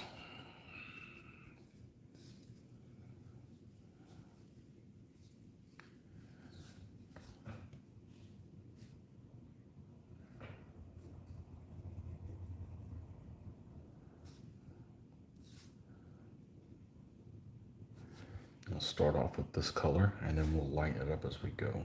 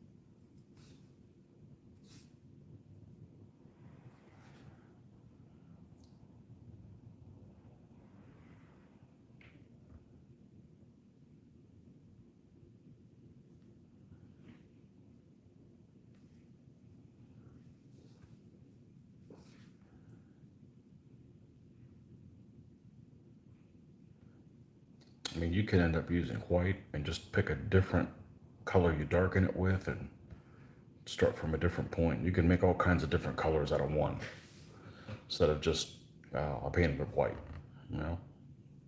What kind of white? So,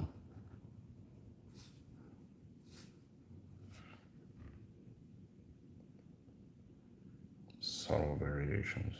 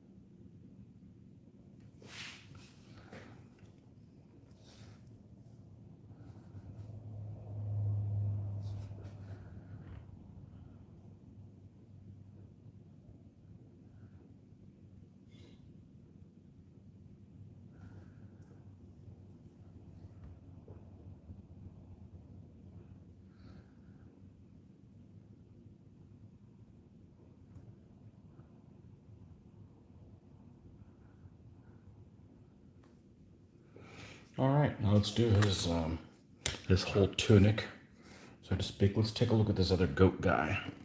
What color did we use for him? Yellow. Well, we won't use yellow for him. Do we have a red yet?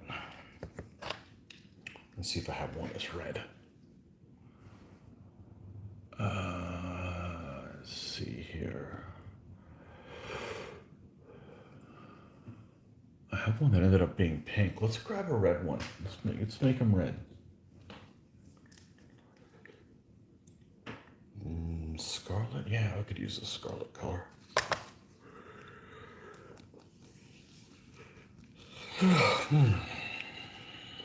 Let's give this guy some color.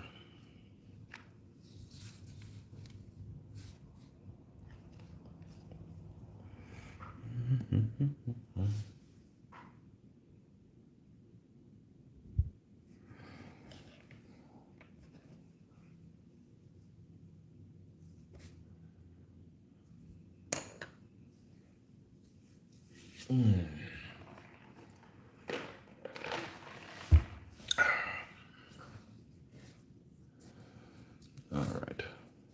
Let's get our black.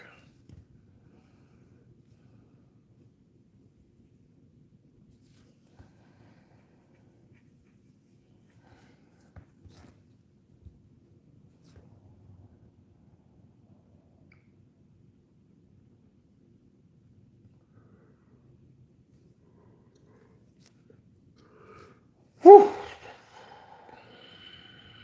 I'm gonna have to go back to sleep soon.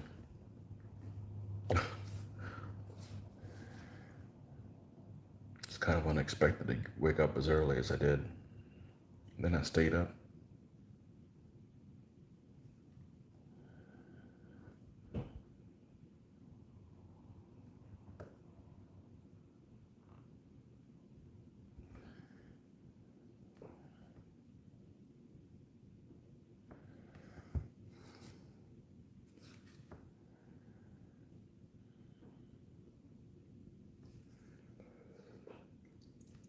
Got a little bit of it showing down here.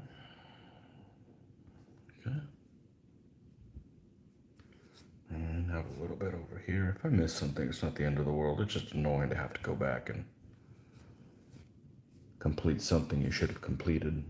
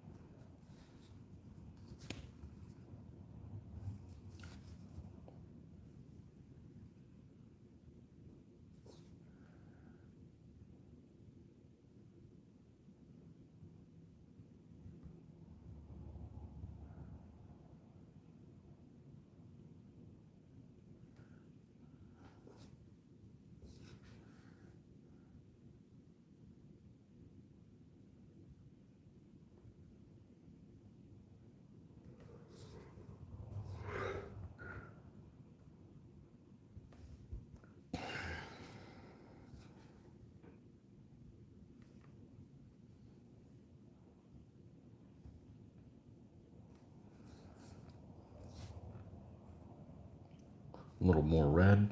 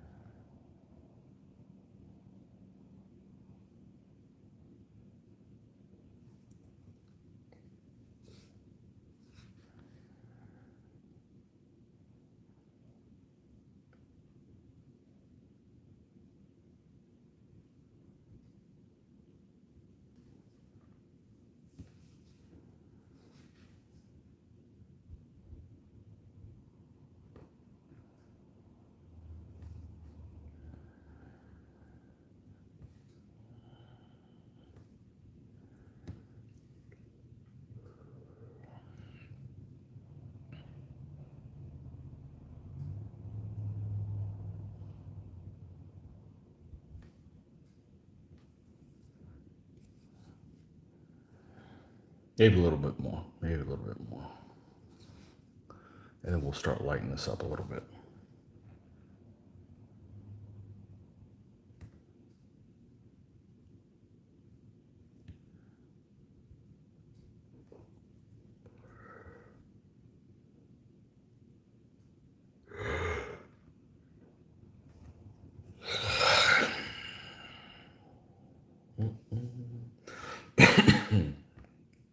All right, now I think I can get away with this with white. I don't think I want to use yellow.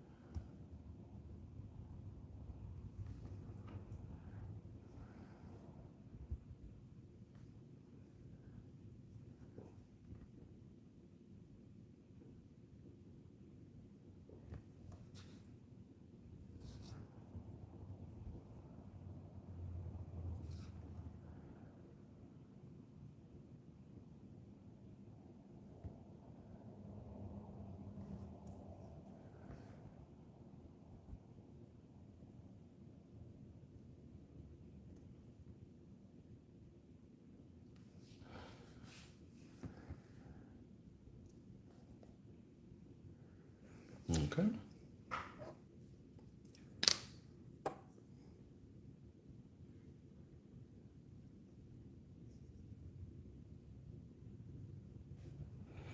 Let's go ahead and paint his lance.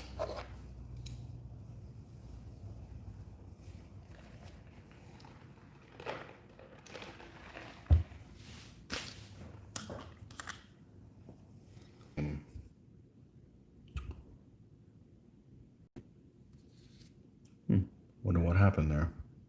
Interesting. I can use that same buff color. I believe that's what the color of the lance is anyways.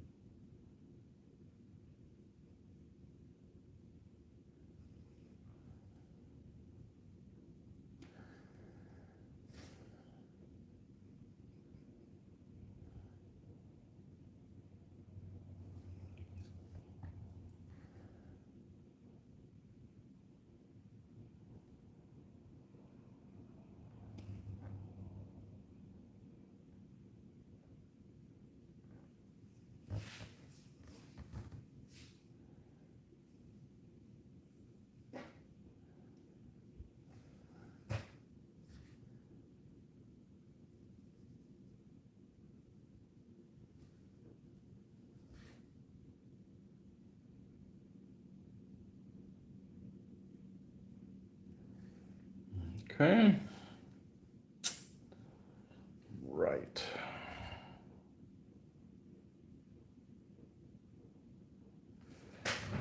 Okay. And add a little bit more of this.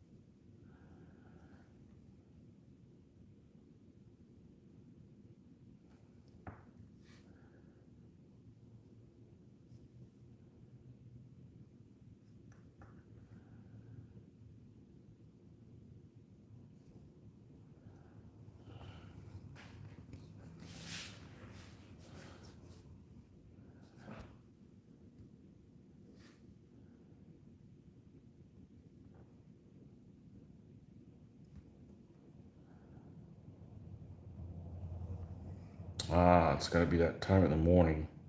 The time of the morning where the light comes in through the window here and really messes with it. Actually will shine from this side onto it, and you can't paint for about 30 minutes during that time period, at least. Like, it's very distracting. You'd think it'd be better, but no, it's two different light sources and they're both a different color, and it becomes kind of annoying.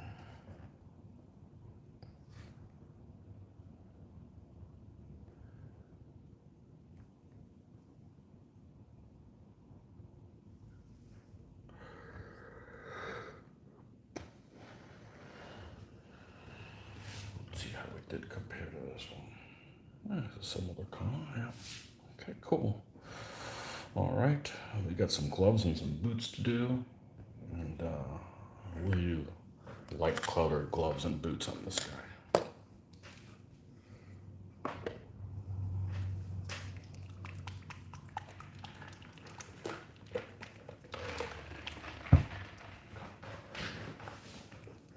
Always an excuse to use coat of arms. Oh, coat d'arms. Sorry, it's the same thing, but it's different.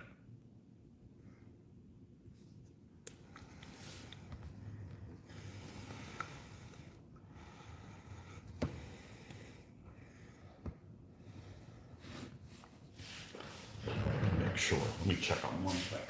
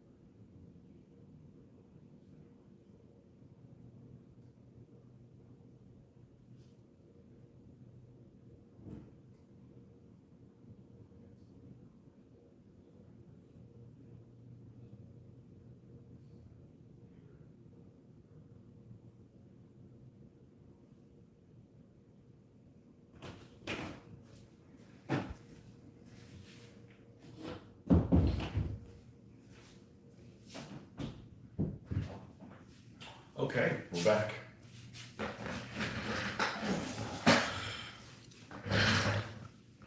And there's just as many people following. Okay. 3 of you guys fell asleep, I think is what it was. Okay, let's see here. Boots. Boots and pants and boots and pants. No pants on this guy.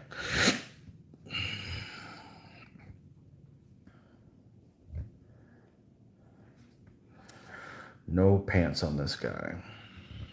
If he's got them underneath there. Trousers.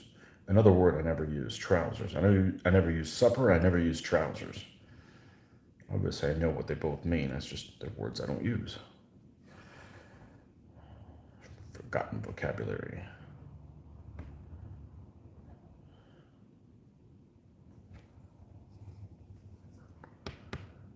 Just doing the same as you, painting away. Napoleonics, no doubt. Good morning, Ian, or good afternoon. I get it. I really do. I really do. There's a gentleman that I don't want to say he got me started doing YouTube stuff, but I saw how simple it could be. He made it look simple, and he's not the most energetic person out there, but I enjoyed listening to him as I painted, and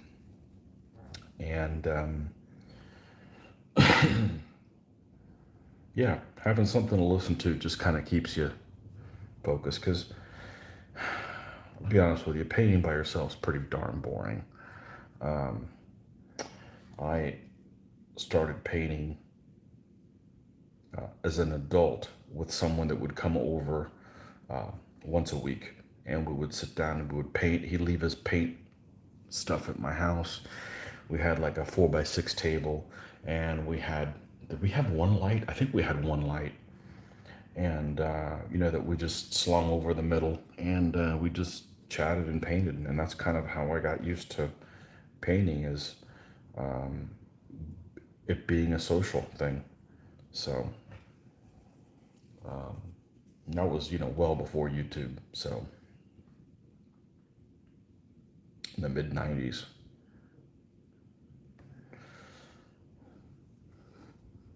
Because painting in silence or painting with music, it's just not the same. I'd rather listen to something.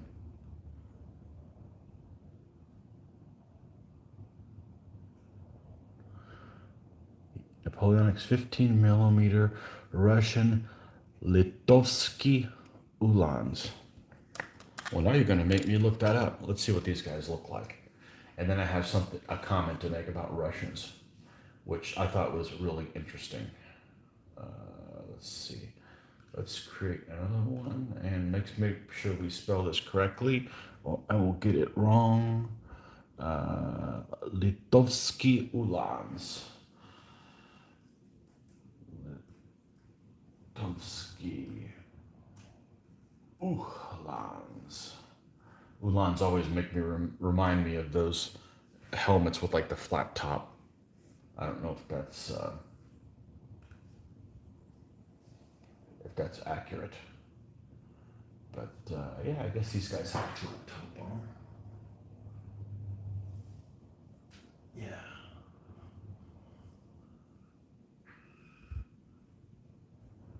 Cool.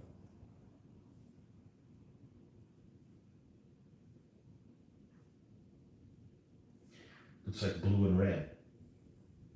Blue, red, and white. Most of them. I'm sure there's probably different variations. Cool. So, I know somebody who's painting Crimean War figures, and there's some Crimean War, which is kind of a forgotten wargaming period. There's some wargaming periods that are just not as common. And in those, at least in the United States, and at least in what I have seen, and those periods are, say, something like War of 1812, Mexican-American War, Crimean War, the lace war stuff like Marlboro and things like that. What else isn't really common? Not necessarily stuff that's insignificant, but just things that I don't see people game for whatever reason. And Crimean War is one of those things. And I noticed someone recently that was painting Crimean War Russian infantry. I don't know if they were guardsmen or just regular Russian infantry, but they had a really cool, almost like a spiked helmet, and I thought they looked really neat. I thought that was pretty interesting. Yeah, but those are the periods that aren't really common. That I would say that there's some variety of figure manufacturers out there, so there's an ability to do it if you were interested in the period, but just not a lot of people that I see doing it. Unlike, if you're going to do like the conflicts in South America or stuff like that, yes, they have figures for them, but there's only like one manufacturer, maybe two at all that makes them. So, but yeah, I think I've seen only Crimean War games. I've seen only maybe two or whatever.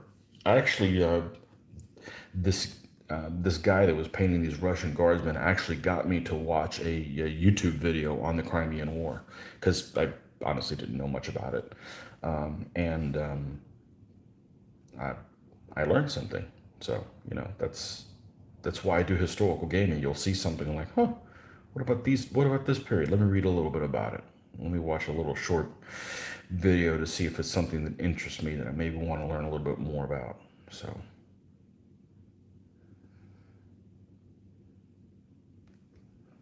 yeah, those are the periods that don't seem, and there's more, I'm sure, but those are the ones that stand out as being things that don't see much action.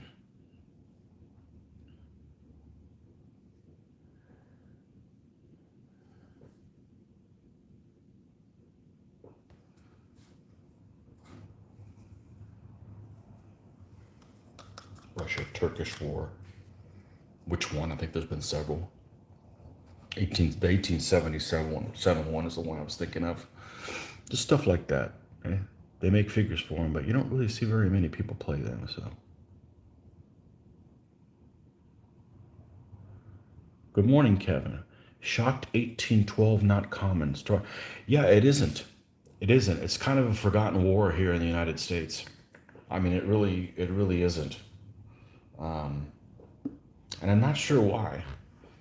I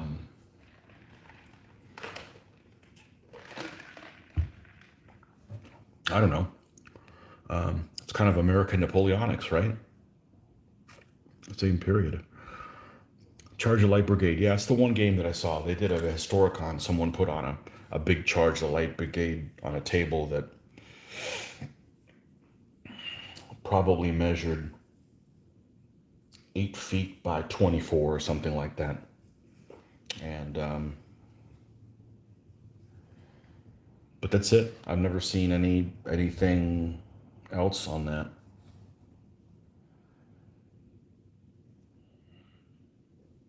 So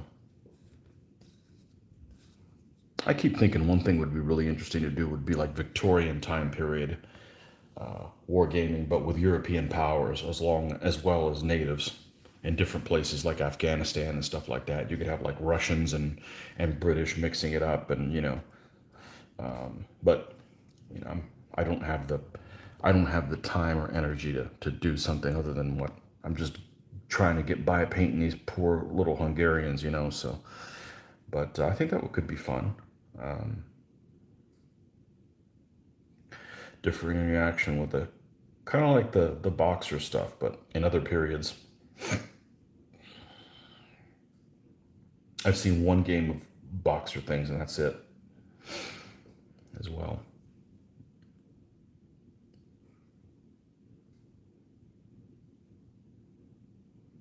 Perhaps because 1812 was a score draw. American sports don't do draws. Maybe it was only because it was 2 years long. I think it has to do that with that more than anything else. I don't know.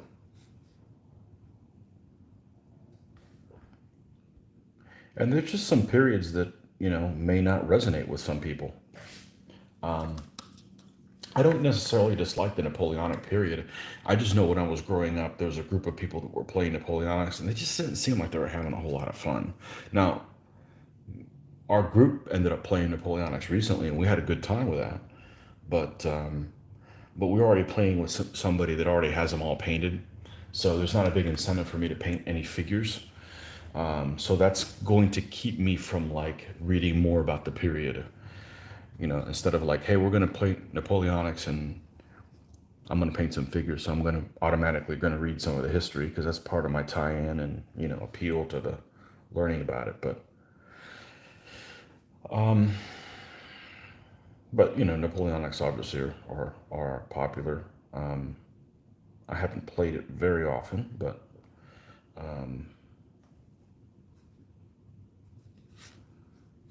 different things appeal to different people for different reasons. So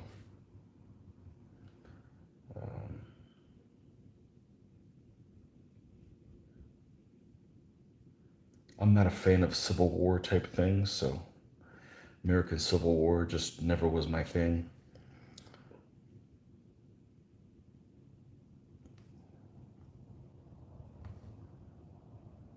So let's brighten this guy up a little bit here. And a lot of it is, you got other gamers. You have to kind of go with the flow. You can't be the only guy that wants to play the Great Paraguayan War. Nobody wants to play with it. You're probably not going to get very far. You'll paint figures, but you'll have trouble finding people to play things like that. So,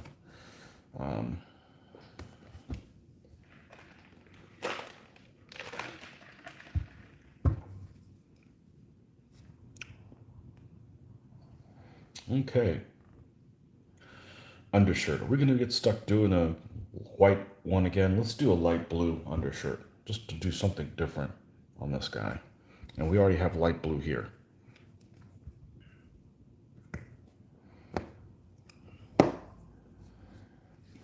For me, it's all about painting. So, if I'm doing something like a time period where everybody is painted differently, they're all wearing similar uniforms, but they're painted differently, it's not a huge appeal for me. That doesn't mean I couldn't get into it. It just means that initially that's just kind of, I don't know, just not my. I'm more likely to do something like, Teutonic Knights and Mongols because they're painted differently from each other. Not that I have either one of those two, but just for something dissimilar than to do something like Napoleonics, where it was a lot of times it was a cuff facing type of thing. But like I said, not a big incentive for me to do Napoleonics. Mitch has, I think, every nation in Napoleon's battles, and the guy that's moving into Florida in the next couple of years is doing everything in DBN. So I can play that stuff and never have to produce things for it. So that's fortunate. But I had fun playing it. I just didn't feel like the rules lended themselves to playing one nation that much differently than a different one. I mean, sure, some were better than at things than others, but it wasn't vastly different. So,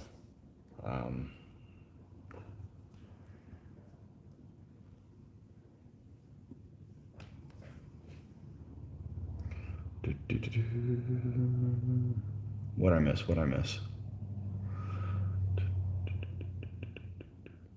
Didn't U.S. Army pretty much suck during that time? Probably. Probably. But I don't think they teach it much in school either. Although, to be honest with you, you know, as much as I like history, it's almost like they shouldn't even teach it in school, the level that they're going to do it. I just use it like you hear something and then like maybe you'll have an interest in a period because you'll hear something about it. But I'm a World War II nut, and it wasn't because of anything that was taught to me in school. So it kind of gives you um, a starting point. You kind of learn everything else on your own. But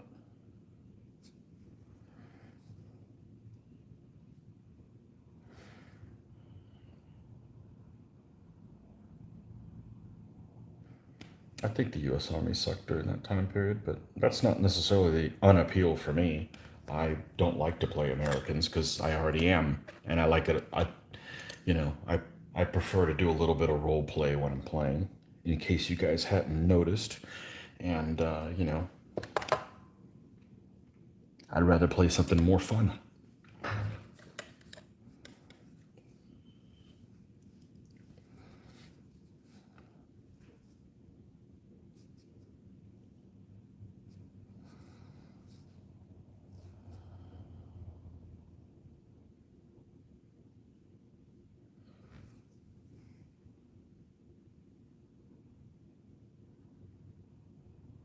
Sounds good. If others can provide figures and you turn up and enjoy the game, uh, say goodbye. Merry Christmas. Need some lunch. See you again soon. Thanks again. Okay, you too, Ian. Lunchtime. I'm almost ready for lunch too, and it's 8:30 in the morning. What can I say? He likes to eat.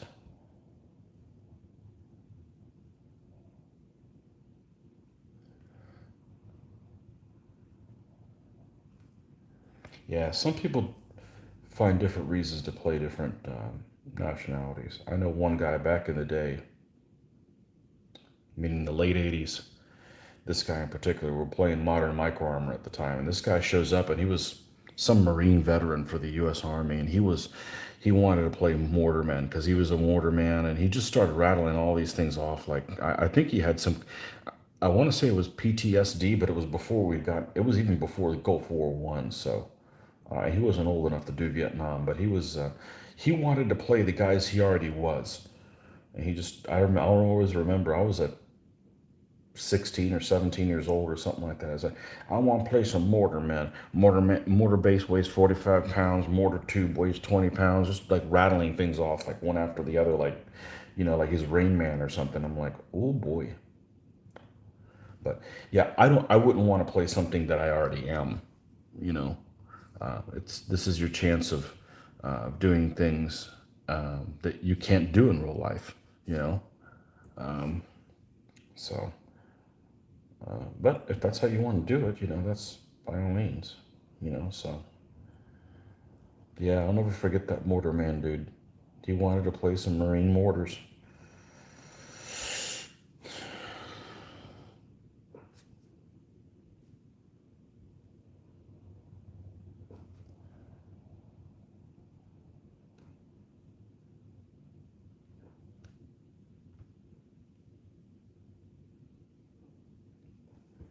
That was with Combined Arms.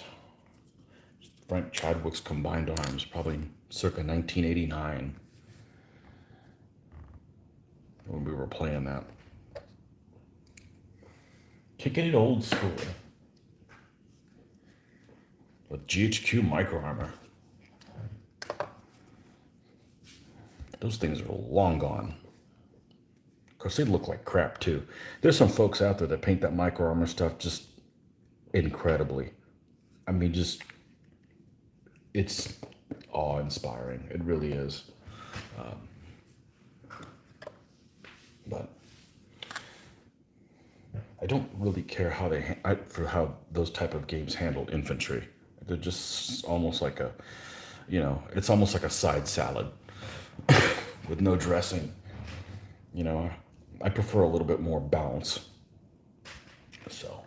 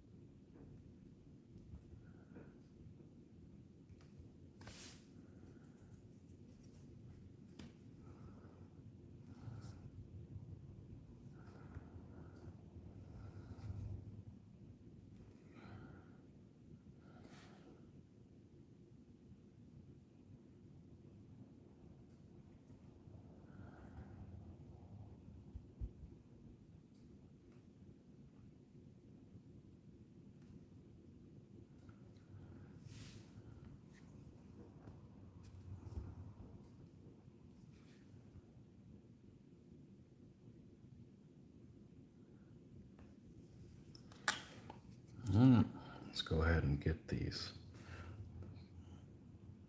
brass parts here while we're here.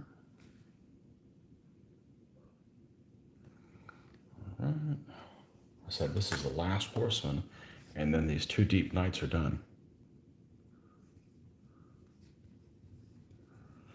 You enjoyed us playing with the Greeks. What kind of just happened? That wasn't what the theme was planning on being, and then somebody wasn't going to show up, and then they were going to make it, but we'd already picked what the theme is. But it worked out okay. Yeah, it's amazing how often the 6-1s come up. It really is quite amazing. A lot of times things can't go south as long as you don't roll a 6-1, and somebody does, and things go south. But it's just one of those things. I wouldn't want to play the game if it didn't have those kind of craziness that could happen. Okay, so we need some straps for this guy. Let's that's a little too pale. Let's see what we got here in the light gray department. This would be okay.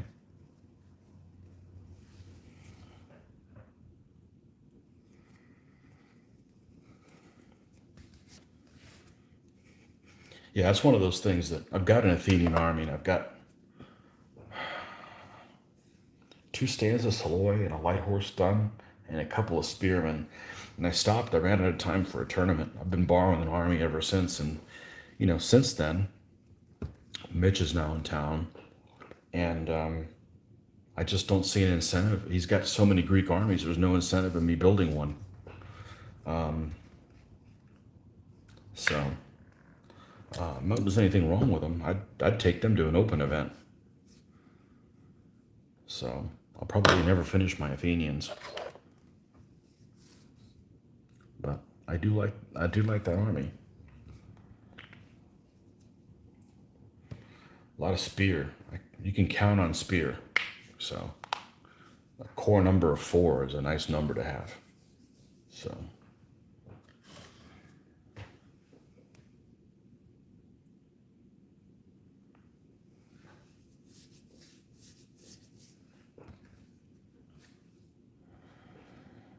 And the Spartans probably did the best I've ever seen them do.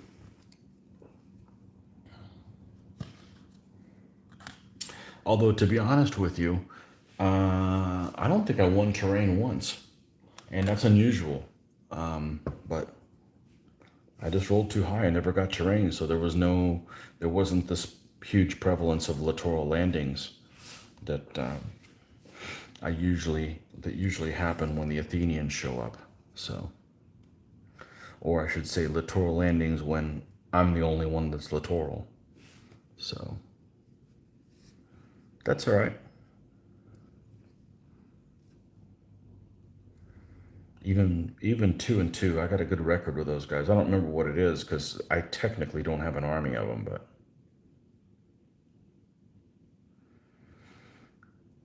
it was some hellacious number. I did the stats on them a little while ago, and I think playing the Athenians, I had maybe a total of 4 losses and like 13 wins or 14 wins or something like that. It was very unbalanced. I don't know why. I just got really lucky playing them. So.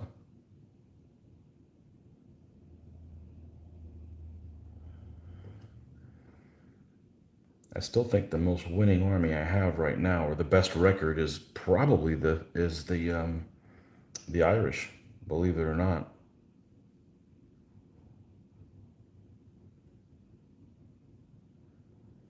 They got a pretty good record. Those and the Burgundians.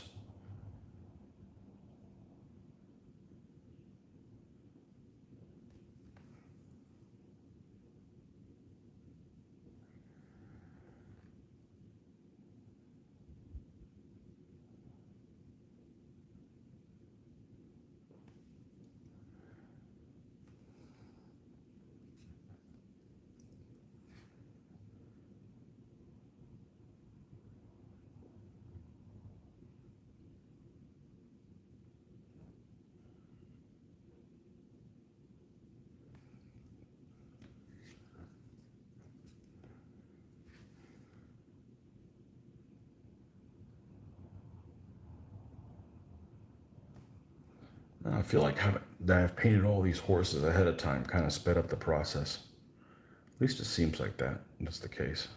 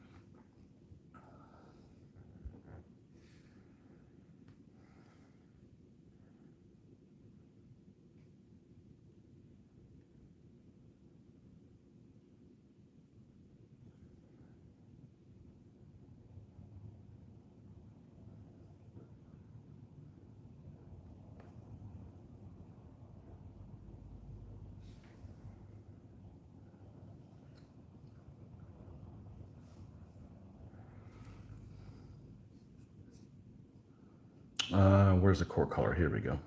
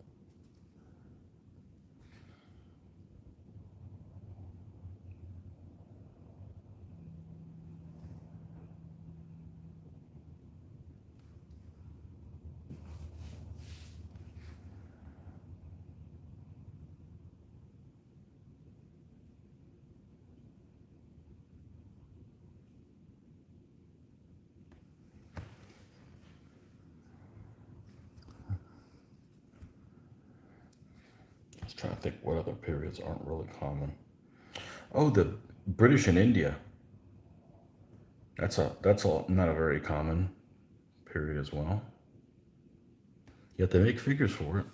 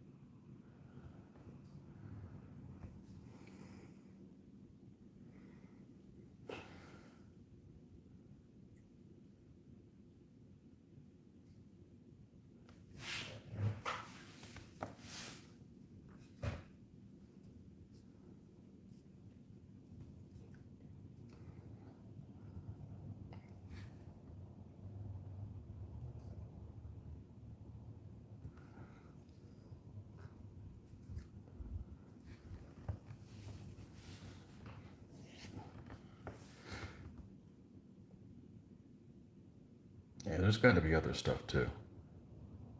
There's got to be other periods that don't get any love.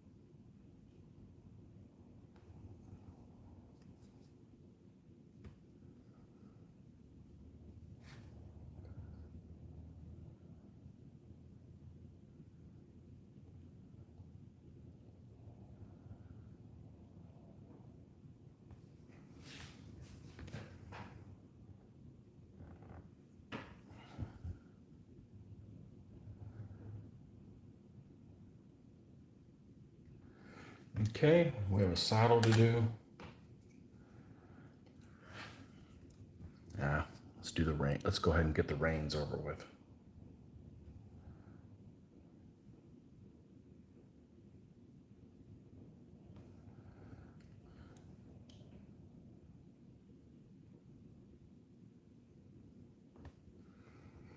Let's add some white to that.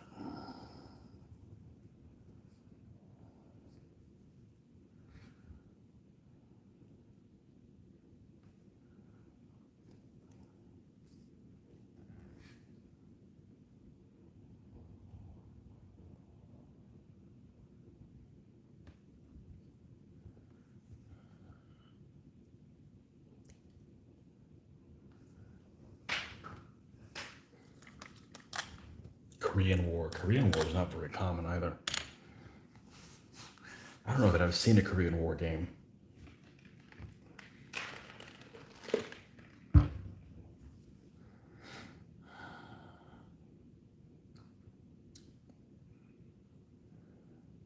Okay, saddle time.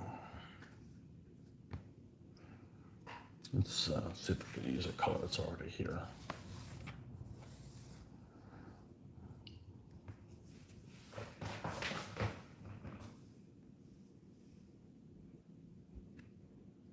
Merry Christmas, John Peter. How about World War One? I've seen World War One games. I'm actually reading a World War One book right now on Audible. It's about the Eastern Front in World War One. I assume you mean World War One land. I just don't like the whole bogged down in the trench thing. I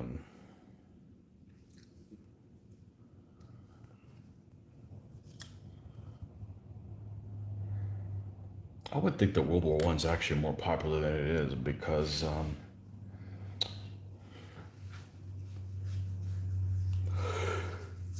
there's no. It's much less cut and dry as far as good guy, bad guy type thing, at least in my mind. So,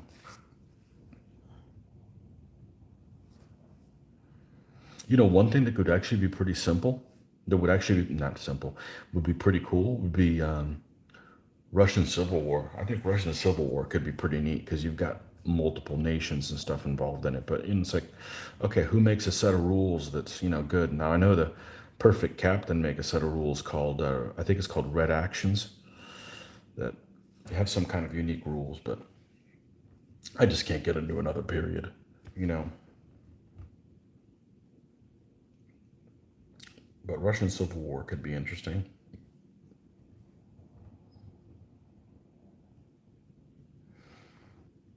Russo-Japanese. Haven't seen any games of that involve land combat.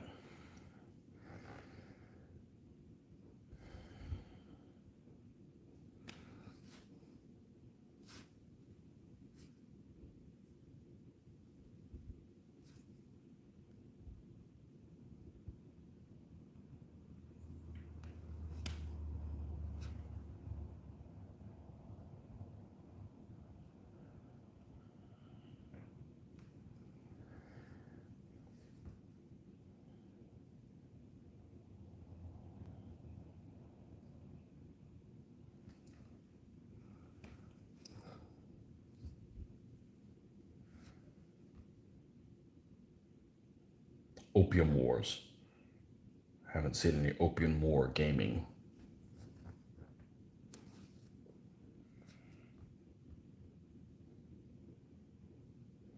Which Opium War? Any of them. I haven't seen any Opium War gaming. Now, given that's one that you probably don't make a lot of stuff for that period.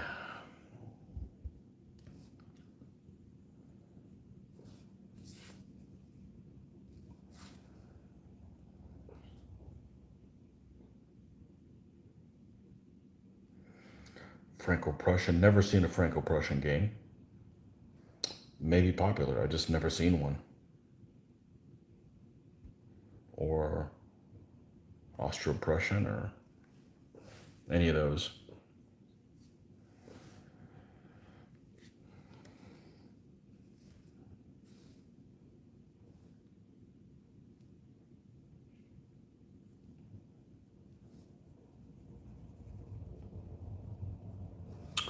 Banana Wars. Yeah. No.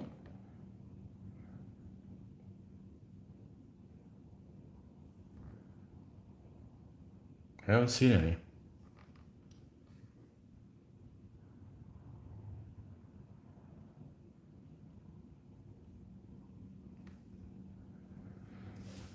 Okay. Let's paint the hair on this horse, and then we'll do some socks on him, and then he'll be done, and we'll be done with these damn bastards.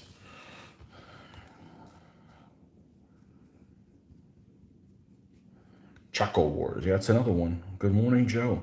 That's another one that's not popular. Never seen anybody do it.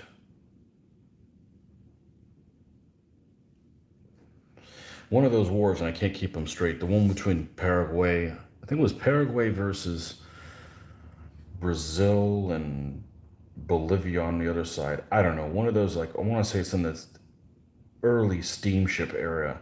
There was some huge battle on the freaking river that, I mean, just like it had a ton of ships in it, whatever. Never seen anybody do that. Never seen anybody do that. I don't remember which war that one is, but it was like in the after the American Civil War, but not too far afterwards. I want to say it wasn't in the 40s. It was like the it's 1860s or something like that. There's some huge battle that they fought over on the river. I can't even think of which river it is. It's the river that divides Brazil and Paraguay now, but some huge naval battle. Not probably weren't huge ships, but there was still a ton of them, you know. So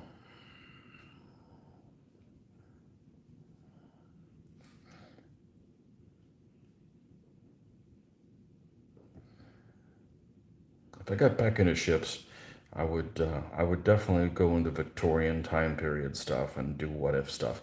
The problem is a lot of those paint schemes are all really similar. That whole the buff upperworks, and I really dislike the way that paint scheme looks, and it looks like a lot of the nations just used that. So I'd have to find a way to somehow paint them differently.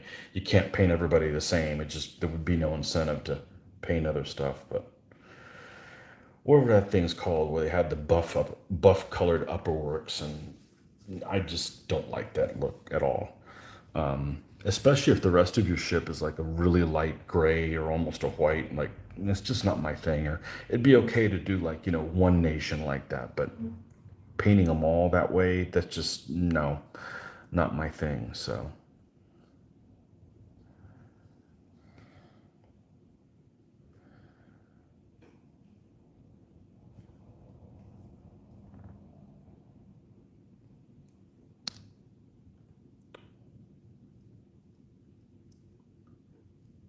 Coruscant has the miniatures. Okay.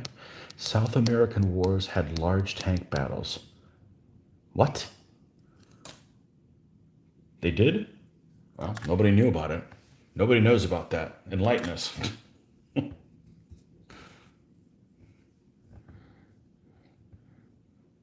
know they had some battleships down there. That could be interesting.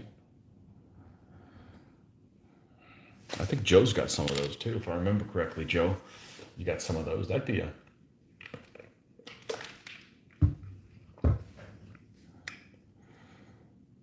I've always enjoyed the historical what if stuff, anyways, to gaming. Like, well, this didn't happen, but this could have. You know,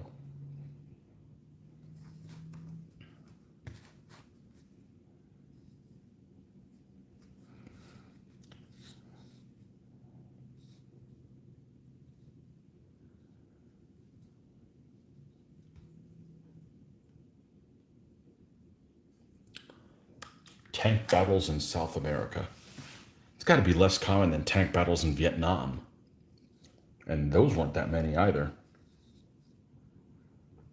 That's a period I'm not interested in wargaming. Vietnam. I've seen some games of that, but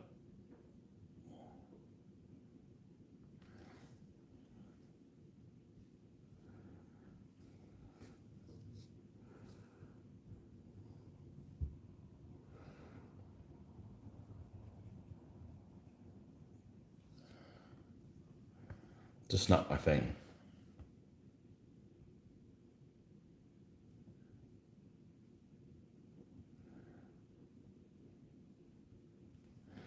If I was going to do that type of what if Cold War gaming, and I didn't want to do Arab Israeli stuff, one thing that would be interesting to do would be like a Cold War gone hot in a time period when these vehicles that don't get any love would be useful in. For instance, if you did something like in the late '60s,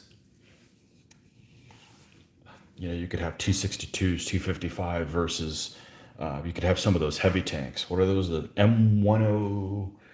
Is it M102A3s or is it M103A2s? It's M103A2s, I think is what it was. And they're running around with they only made a couple thousand of them, or maybe a couple hundred of them, and those would be kind of cool to see in action. They got a 120 millimeter gun when everything's running around with a 90, so that'd be kind of interesting. You could have some heavy Russian tanks too, like T10s, but again, I don't think the anti-tank weapons for the infantry are advanced enough where they're going to pose a serious threat to the armor. At least at some of those ranges. What do we got left? Sock time? Sock it to me.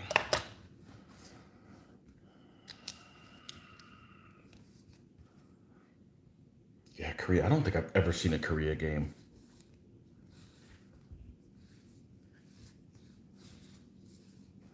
I don't blame them. It doesn't really interest me. Not knocking our veterans that were in that war. Just doesn't interest me.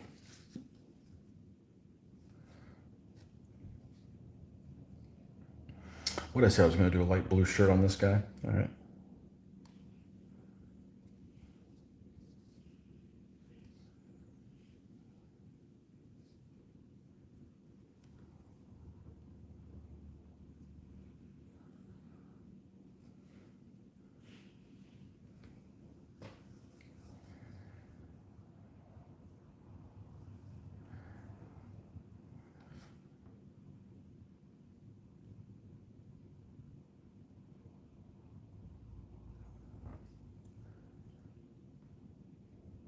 All right. I got to write that down, Kevin, before I forget that. That's going to be on my things to look up today. I may be playing chauffeur today, so we're going to look up South American tank battles. Okay. That'll be my homework assignment for today. Well, look, I always like learning stuff. So,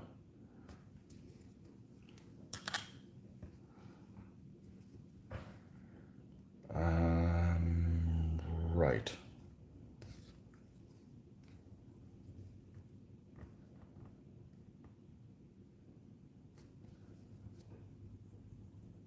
The other period that doesn't get much play is the period between the 30 Years' War and the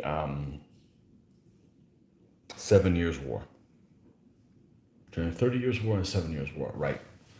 Between, say, 1660 to 1750. It just doesn't get it just gets like no play for whatever reason. I mean, I know that, well, I've played in a game. I played in a Marlboro game that someone used a version of DBN with, and I enjoyed it. But still, it's just kind of a dormant time, for gaming that I've seen. It seems like it. So now there's actually a guy out there. I don't remember what his name is, but he's talking about people that have good blogs. This guy has a blog on, I want to say it's called the League of Augsburg, but he does a lot of naval gaming and 2400 scale. Who makes those figures? Is it Tumbling Dice for the stuff in like the late 1600s and early 1700s. I want to say mainly 1600s stuff. And his ships are beautiful, and his blog is awesome. There's some incredible stuff on there. Just this, the kind of stuff that you see, and you're like, man, I'm not really interested in this period, but after looking at these pictures, I am. And the next thing you know, you're looking to see who makes what, manufactures what figures, and or minis for different stuff. I think his set of rules are homegrown too. I'm not a big sailing ship person. I've played those games, and other than the times that I've played wooden ships and Iron Man, anything else I've played in that time period I found extremely unsatisfying. And it has to do with the fact that you only fire at the beginning or the end of your turn. You could be in within arc during it, but you don't get to fire because you're not in arc during the time period where your turn begins or ends. So it's really frustrating. Nobody wants to be sailing around and getting hosed and not being able to shoot back. That's no fun. But I believe it's the League of Augsburg is the name of his. It's still not. I believe it's on Blogger, and his stuff is amazing. His ships that are on there are just beautiful, and they're little. They're very little, but he's got like a terrain table set up with hills and stuff. He's got some stuff like in India in the 1600s and Indonesia and stuff like that with like the Dutch and some really cool stuff.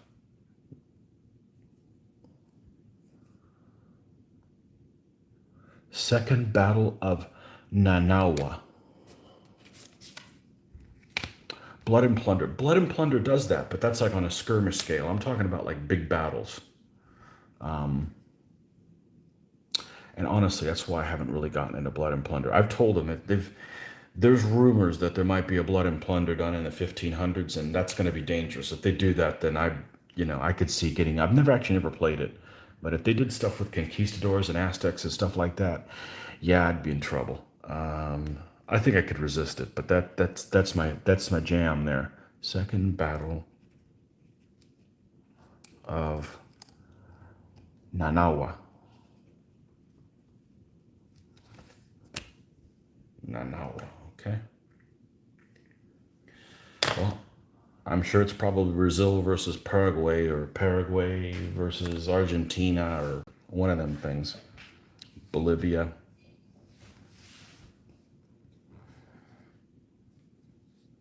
Have to look into it. Sounds cool. I actually picked up speaking of South America, I went to our favorite bookstore, used bookstore in Jacksonville, Chamberlain Book Mine, and picked up, let's see if I can find it here. Here it is. This book, I couldn't resist picking it up on a whim and found it really fascinating. It's an Osprey book on South American battleships. So it's actually a pretty cool book. That's the thing about the used bookstore. It's the stuff, if you find something there, it's like in brand new shape, you know.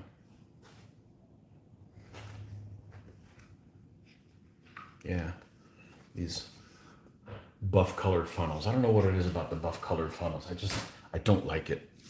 They look okay on cruise ships, but oh well. I'm sure there's somebody out there that likes the period because of the buff colored funnels, but not my thing.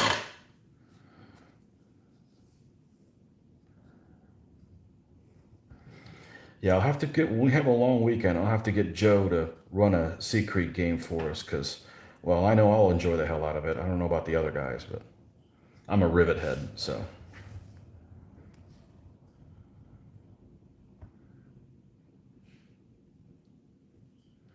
That's actually the guy that I was talking about earlier that had his YouTube channel where I would just listen to him and he did war games. He did a lot of solo war gaming, and he has a very relaxing voice, or I think it's very relaxing. And what caught me, how I found out about him is he has Sea Creek 5 replays. He has like a 5 or 6 or 7 series where he does the battle in the Spanish-American War, where the fleet tries to break out of the Spanish fleet tries to break out of Santiago, and and he does like a 7 series gameplay on that battle. Just him solo doing it with Sea Creek 5. So, and he mentioned in there that he likes Sea Creek 5 and nobody does because it's too detailed. And I'm like, well, I that's the kind of naval gaming I want to do. I'm a rivet head, so I want that kind of detail. Or I'm just not really interested in playing naval warfare of the armored ship time period. So yeah, I've got the set of rules, but well, I bought them when they came out in 2005, and I've done absolutely nothing with them. So joke and run a game now. But it takes a while. It takes a while. It's I want to play it in a setting where you could play it for 8 hours if you need to. You know.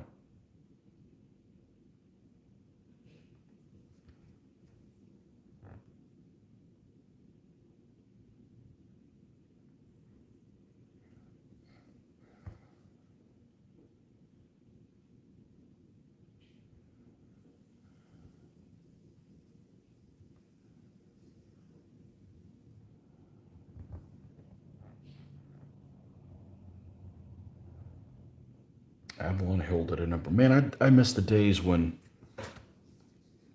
I miss Avalon Hill rule books. Those were easy to understand.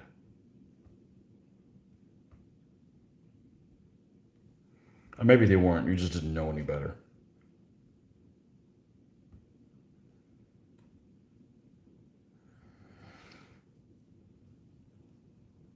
I like many other games. There's a few I didn't. 1830. Good God. I'll never play that again. There's nothing worse than a game you don't like, and then the person you play with is their favorite game. And that was my case with 1830. I absolutely hated that game. And the person I played with at the time, that was like their favorite game. And I'm like, I dislike everything about this. But, you know, I played it a couple times. I'm not going to play it again.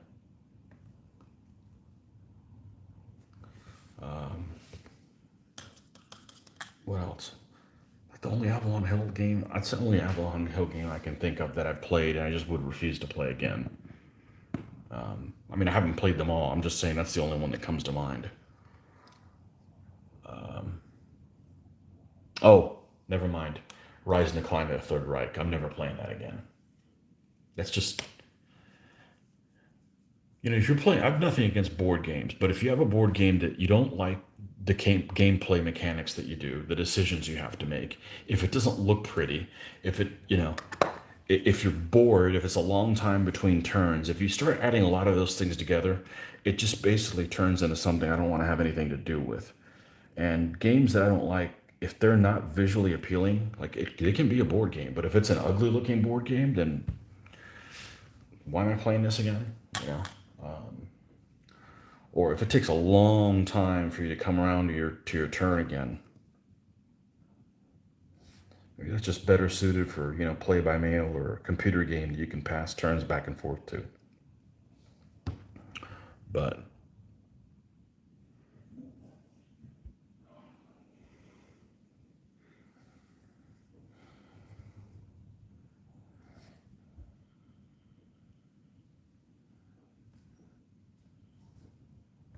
okay, and let's do this stripe on his forehead.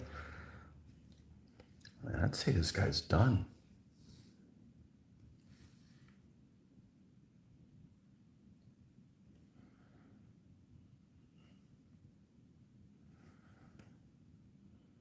I'd say this guy's done. So this is the last Hungarian knight of the Deep Knights. It's a caveat on that. Let's get these guys out here.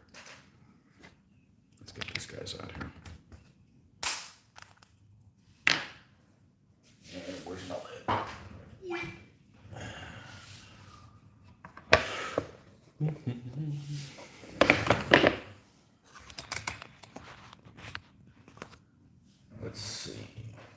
do this.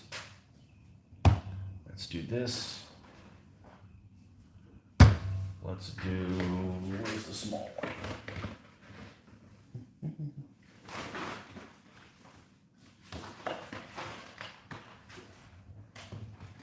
I have a small one of these. I guess this is as small as it'll go. Let's see if we can get this to behave properly. Earthquake.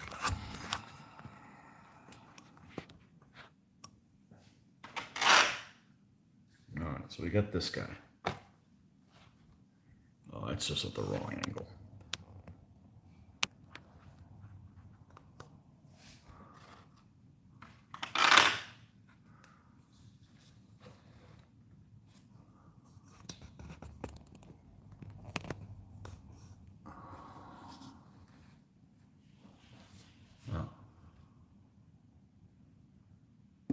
Oh, that's stupid of me.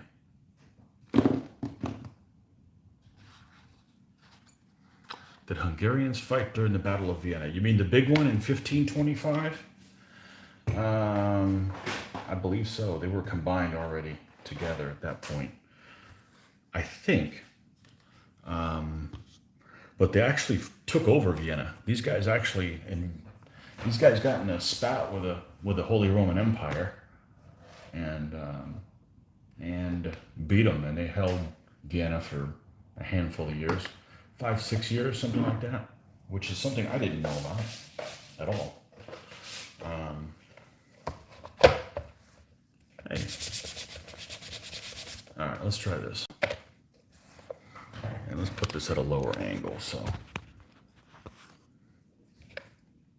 okay, that's one. Where's the guy that I painted before him? There's this guy.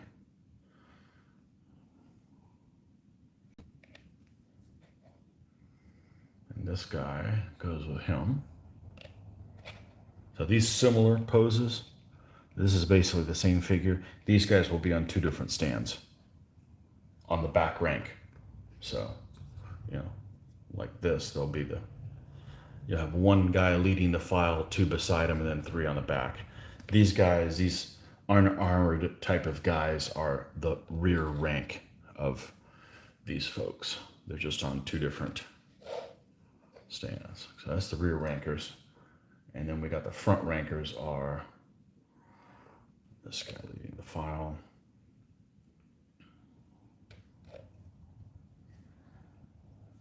And this is just temporary basing, as always, so I can get to everywhere that I need to get to on the figure as we paint them. So here's the dozen, almost done.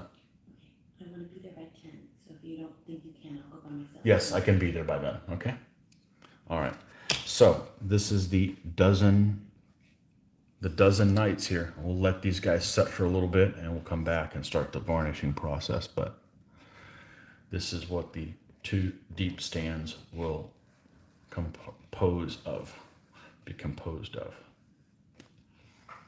So, anyhow, looks like they turned out pretty good so far. We'll see when the varnishing comes. They seem to look a little bit better when you do the varnishing, but anyhow, that's it for today. We got to a decent stopping point, and that's where we're gonna leave off at. So, anyhow, Merry Christmas to you guys that are already celebrating it, because it's it's almost 9:30 here in the morning on the 24th. So, you just watched Day of the Siege. Okay, that's maybe the different Vienna, the Vienna of the 1680s, 1670s, something like that. Yeah, that was like their last hurrah of the Ottomans being worth a damn. I think after that they just went south, their quality. That sounds right. So, yeah, that's like the what are those guys called? The Hussars. Yeah, the Polish Hussars are in that. I haven't seen the video. I've just seen the cover of the movie. So I'll have to check that one out. So yeah. So anyhow, this is them. We'll have to seal these guys up and start assembling them. on where they go on the stands. So, okay, well, we'll catch you guys next time. Merry Christmas, and we'll catch you guys on the next session. See you, folks. Bye bye.